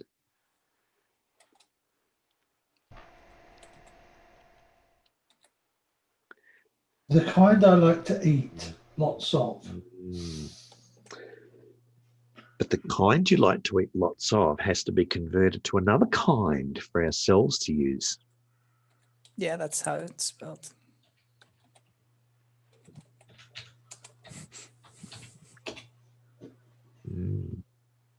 Yeah, we're getting some correct answers out in the peanuts there. And here's your hint, which kind of gives away the answer as well. It is glucose. Glucose plus oxygen goes to carbon dioxide and water.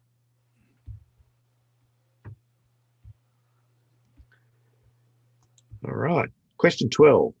The computer hard disk was first introduced in 1956 by which company?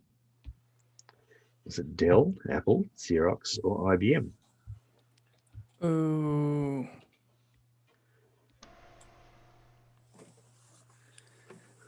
That's a little tricky. I know you can eliminate one of those straight away. Yes. because the company didn't exist then. Yep. I think they released it.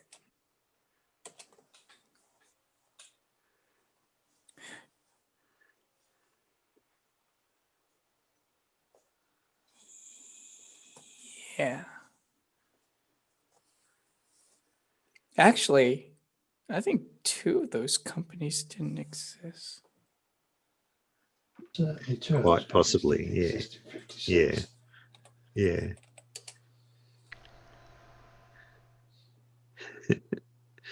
Atari. Atari. Yeah. Yeah, right. Here you go. Yeah. First hard disk drive was invented in 1953 and introduced in 1956 by IBM. The unit came with the IBM 305 RAM and measured 1.5 square meters. Wow. Yeah. Dell and Apple both didn't And exist. I guessed that without a No, clue. that's right. I didn't need a clue for that one. Yeah. Yeah. There it is. That's Definitely big, wasn't a pocket drive. No, Yeah. that's right. I was trying to remember because they stole a lot of technology from each other. So I was trying to remember which one got to it first. Yeah. Right. To the nearest whole number, what is the Celsius temperature corresponding to 100 Kelvin? Oh.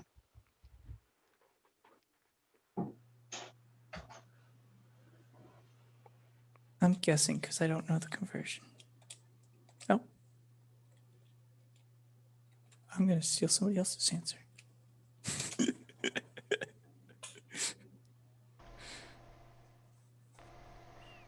Are you copying me, Donkey? I did. I think I might be off by possibly 1. That's fine. You were a lot closer than I was. No, I reckon you're about right, Alan. Blue males at 212 F.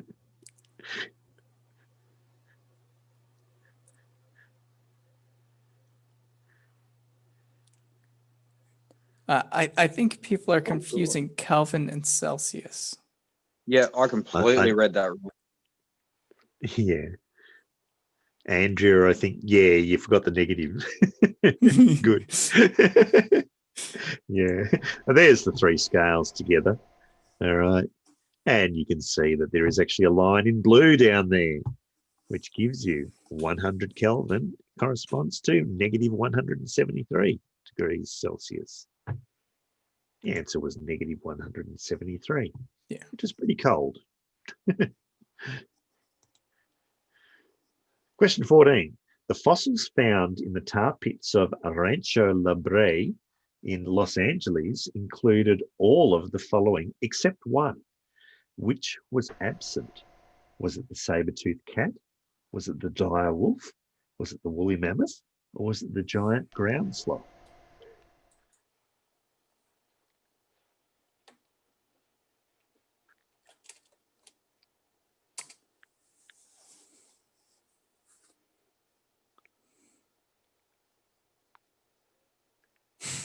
Ten to the negative 17. 3 scales. There's a Yo Mama So Fat joke in there. Yeah. What do you need the 3rd scale for? I mean, I can see one for each foot, but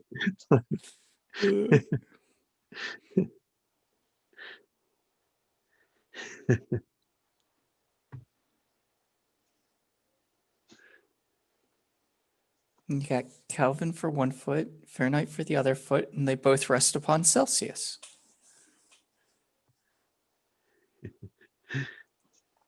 Shouldn't that be Celsius Fahrenheit resting on Kelvin? Well, Celsius came first.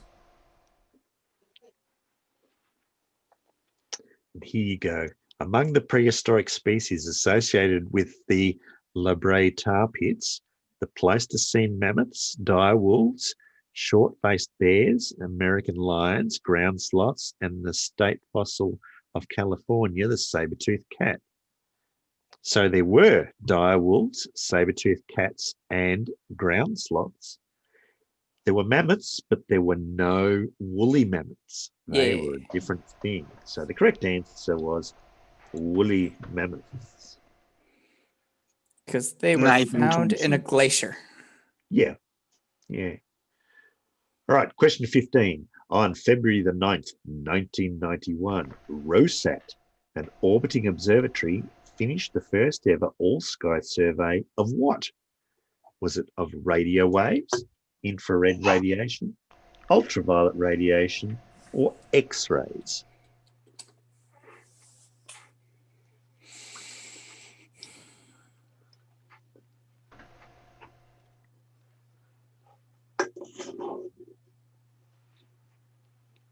I hope you're not copying me. Nope. I literally just jumped in the chat, wrote my answer, and came back. Okay. I was going to copy off Alan. You might want to think what ROSAT stands for. Obviously, RO. Obviously, the RO stands for something, and the SAT obviously stands for satellite. I think you're jumping to things. Yeah, could stand for Saturday. I think it's more split up than that.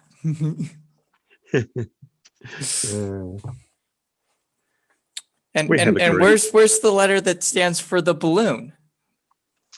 You have a correct answer out in the peanuts.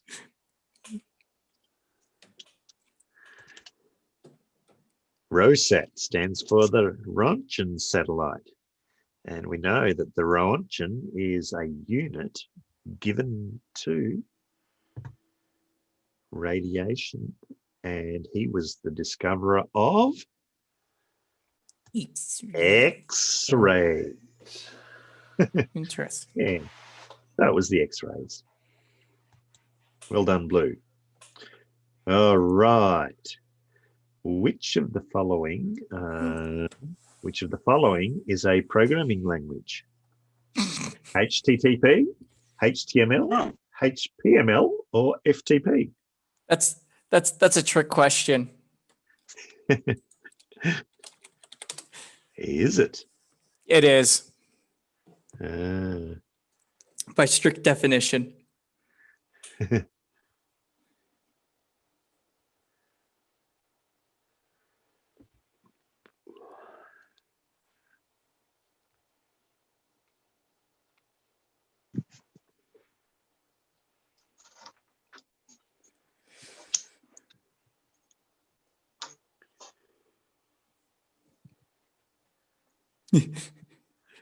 Yeah, somebody knows what I'm on about. Yeah, I know.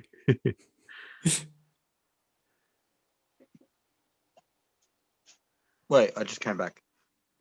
That's no. I guess we'll have to modify the question to say which is the closest to a programming language then. Oh, fine. Because we know that HTTP isn't, because it's a transfer protocol, right? Same with FTP is a transfer protocol. Yeah. And HPML is not either of those. Yeah. The only close one is HTML, Hypertext Markup Language. Yeah. Programming languages, by strict definition, must be compiled. Yeah. So even things like Perl or Python are not programming languages; they're scripting languages. Yeah. Miro did say ASCII. What about ASCII. Donkey? What about Java? Java is, JavaScript isn't. Mm. Yeah, because Java is not pre-compiled, but it is sort of compile as you go, isn't it? It can be precompiled. Actually, Java is precompiled. JavaScript isn't precompiled. Yeah. Okay. Question 17. The solubility of a gas in a liquid is directly proportional to the pressure of the gas above the liquid. This is a fair statement of what? Dalton's secondary law, Le Chatelier's solubility principle, Henry's law, or Boyle's law?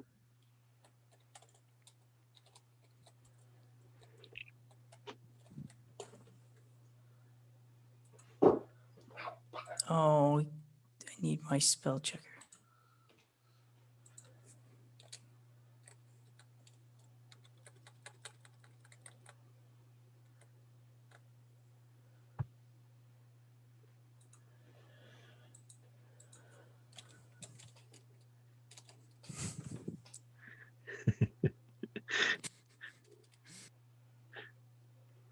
Let me think about give a real answer. Density and buoyancy. We've got a correct answer out in the peanuts. Sorry, my internet is dropping out. I've got a storm around me. Here's your different laws. Dalton's law of partial pressures. You've got Le Chatelier's solubility principle there. Oh. Boyle's law and Henry's law there. And the only one that really talks about pressure and solubility is Henry's law. Well done. Blue Marble Science. And who else got that right out in there? I got it, but I don't know if my answer came through. You got it right too. Oh, you got it right, but you don't know if you put the correct answer. No, I don't know if my answer came through. I have a storm around me at the moment. Okay. Yeah. So the correct answer was Henry's law. Obviously, density and buoyancy. Yeah.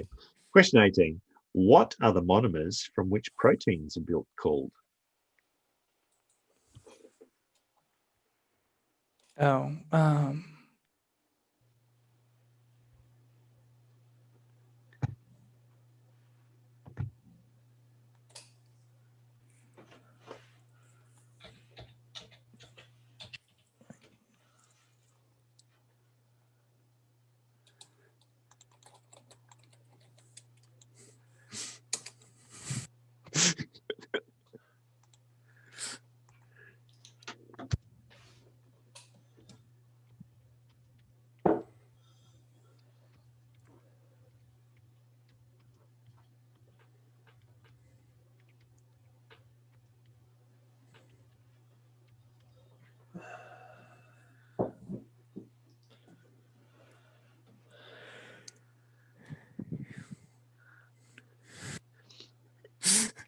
Quarks. No, it's not quarks. We've got correct answers galore around in the pair, you know. I mean, but aren't we all built of quarks?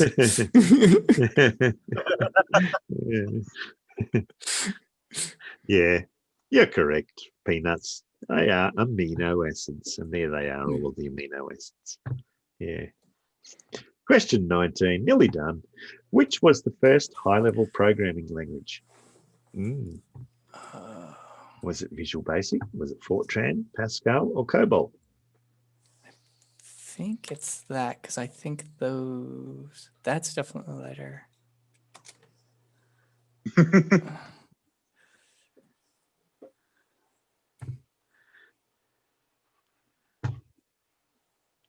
Oh, yeah.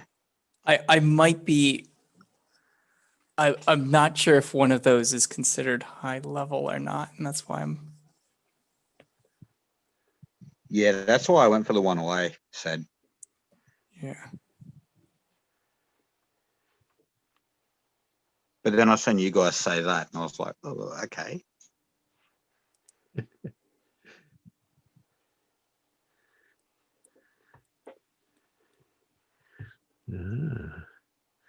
Quite a Atari again.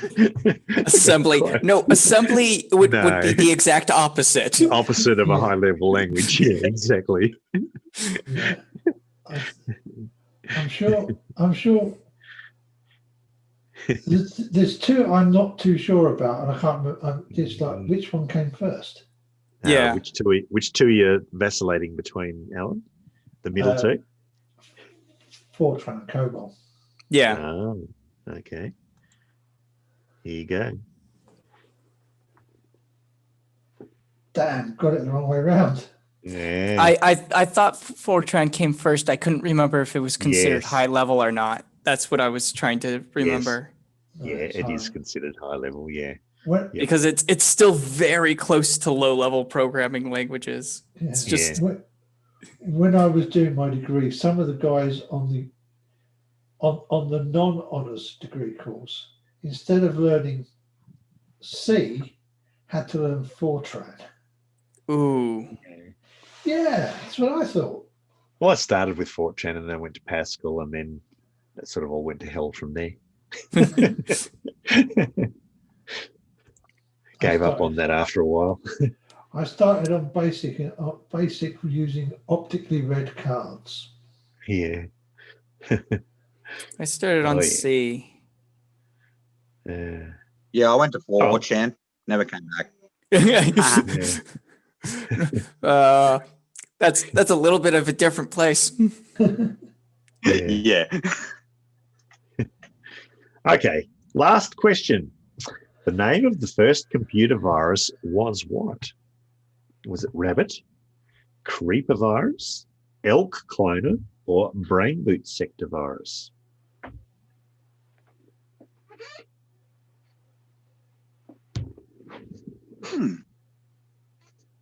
These are not the ones that I remember. I'm going to go with what you would think would be obvious for the time. Yeah, it's kind of what I was thinking.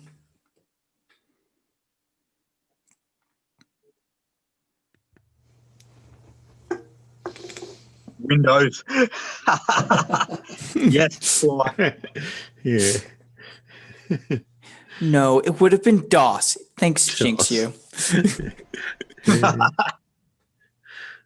I've actually got a copy of DOS 1.01. What's that on? 5 1/4 inch? Huh? Yeah.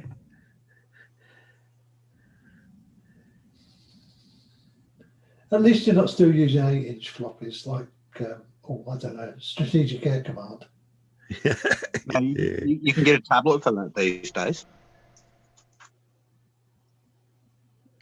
If you have a floppy. Yeah, it's hard to believe that Strategic Air Command still use 8-inch floppies. They'd almost have to have them specially manufactured now, wouldn't they? I believe so. I'm trying so hard not to take this into a place that no one wants to go to.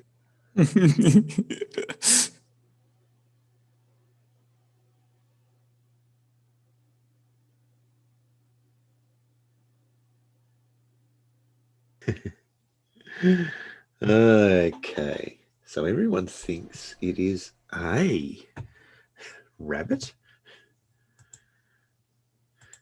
Here it is.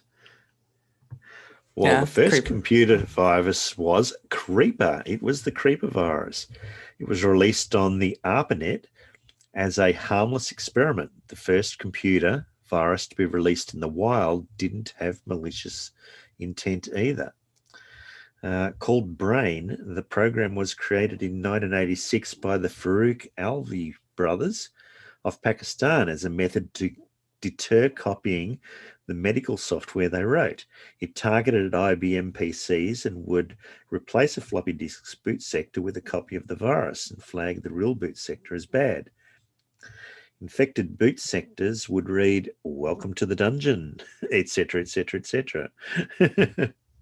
Yeah. So the actual first computer virus was the Creeper virus, but it wasn't released out into the community. It was a sort of like an experiment. But the first one to be released out into the community, not maliciously, was called Brain. And apparently they also included a telephone number because they actually wanted people to ring them up and they would give them instructions on how to remove it. But they ended up getting flooded with calls. Yeah. I hadn't heard of Brain. I've heard of Creeper, but I didn't realize that it was released on ARPANET. I thought it was a later thing. Yeah. Wait, No. so what's the bloody answer? Creeper. The answer is not A, but B, Creeper virus. The first one. Yeah. So there you go. There was the quiz. With some hard ones and some hard ones, which everyone liked. Yeah. Ah. And thanks for some computer science ones. Those were fun. Some stuff that I kind of knew. Yes. It just goes to show you how many geeks and nerds are in here. Yeah. Don't be so hard on yourself, Terry. I wasn't talking about me.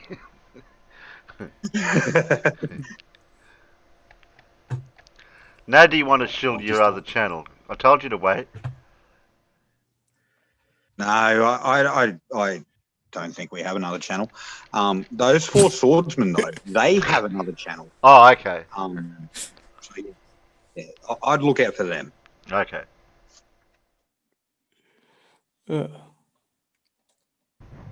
You mean look out for them worryingly, or look out for them in anticipation of something?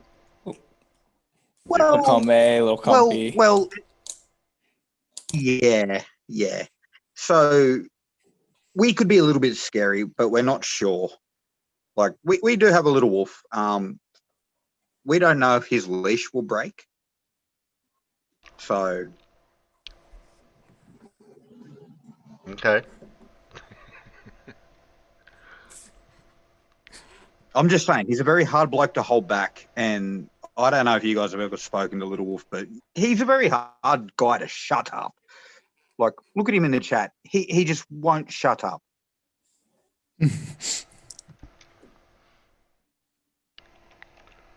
Sorry, pup. I'm just messing with you.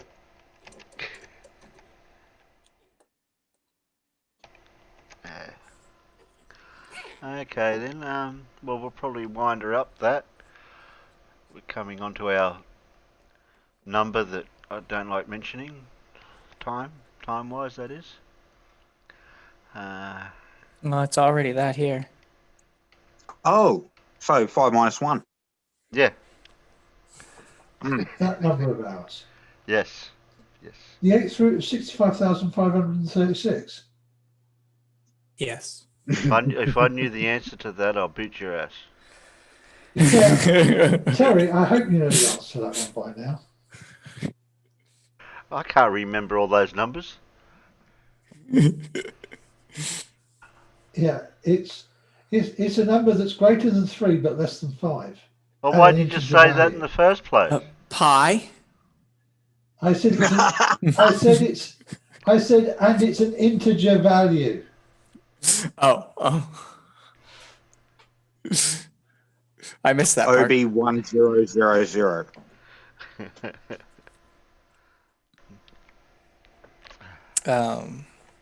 0100. Yeah, I'll use binary.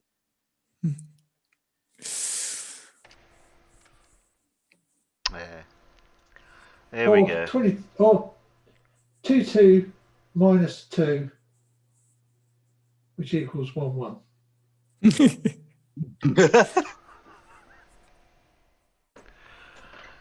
Well, you should be able to work. You should be able to work out what place that's in from that information. Well, Jinx is using Roman numerals. Yeah, that's fair.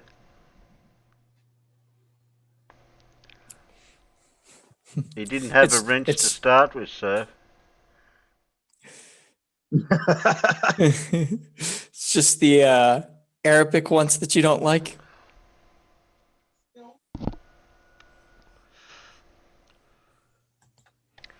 Okay then. Who have I got to thank today? Okay, I was going to say, can I quickly say one more thing, please? You just did. Oh, 2 more things. Okay, so guys, Mute Donkey is helping us out as well. Great bloke. If you're not subbed to him, or if he has a channel, I don't even know. Just fucking do it. Ooh, sorry, I swore. You're pinching my panel members. No, I'm trying not to. We also have Faux Hammer and Skydiver Tanner as well. They're obviously not in the chat, so I just wanted to get them out there as well. Well, Skydiver was in the chat earlier. Yeah. Earlier.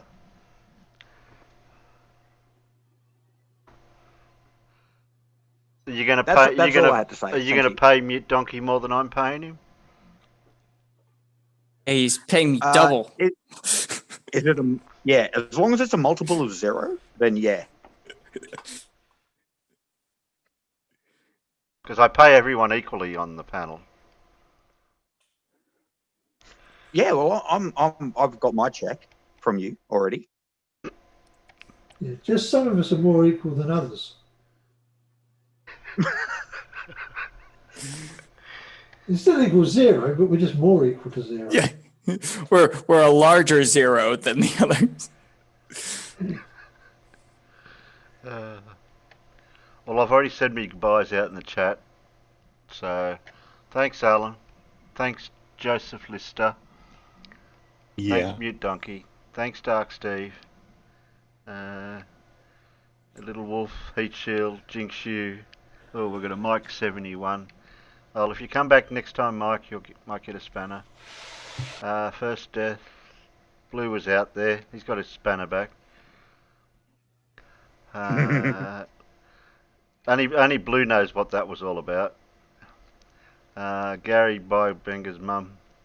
Oh, I could have timed him out, but too late. Who else did we have out there? Clive, Heat Shield, Miro, Broomfondle. Vroomfondle. Yeah, I try not to miss anyone. Andreas E.L. I can't pronounce that. I'm scrolling up and I can't see anyone else I've missed. I don't know which surf. I'm starting to which surf? Which I surf don't was know. surf? Yeah, which surf? I think if we just say goodbye to surf, we say goodbye to everyone. That's what we came across earlier. Oh, okay, Scott. I see you there too. And Stevie B. Okay. All right then, panel. And Peanuts. See you on Monday for my time is 12 o'clock. So whatever time that is for you guys, everywhere else. I'll be good. And we can all go over to Discord and have a chat if anyone out in the Peanuts knows their way there too. So we'll see I'd just you like to on. say good night. Sorry, Terry. Yeah, good night, panel. Good night, Peanuts.